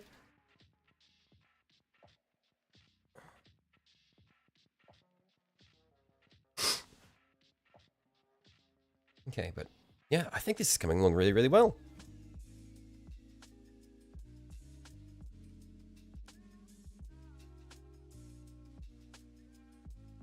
I reckon once we get the reds in there, I think this will start to pop out quite nicely. And I'm astonished by how smooth the finish has been. But yeah, I think I'm probably going to call it for the day here at 3.5 hours. And I think we've made really good progress. We've put down the foundational coats that I think I wanted to get set up for the day. And I've got a lot of storm prepping to do. So I will need to get onto that. Yeah. So this may or may not end up being the only stream for the week. It depends on what the cyclone does. But if we don't lose power, then we'll have another stream 3 days from now. But yeah, I'll keep you all posted in the end. Glad you caught the tail end. Yeah. But yeah, good to see you all. And man, I just forgot how to talk there. Gonna go totally not commit crimes. Okay. Anyway, yeah, I'm gonna catch you guys all later. Take care. Yeah, have a good one.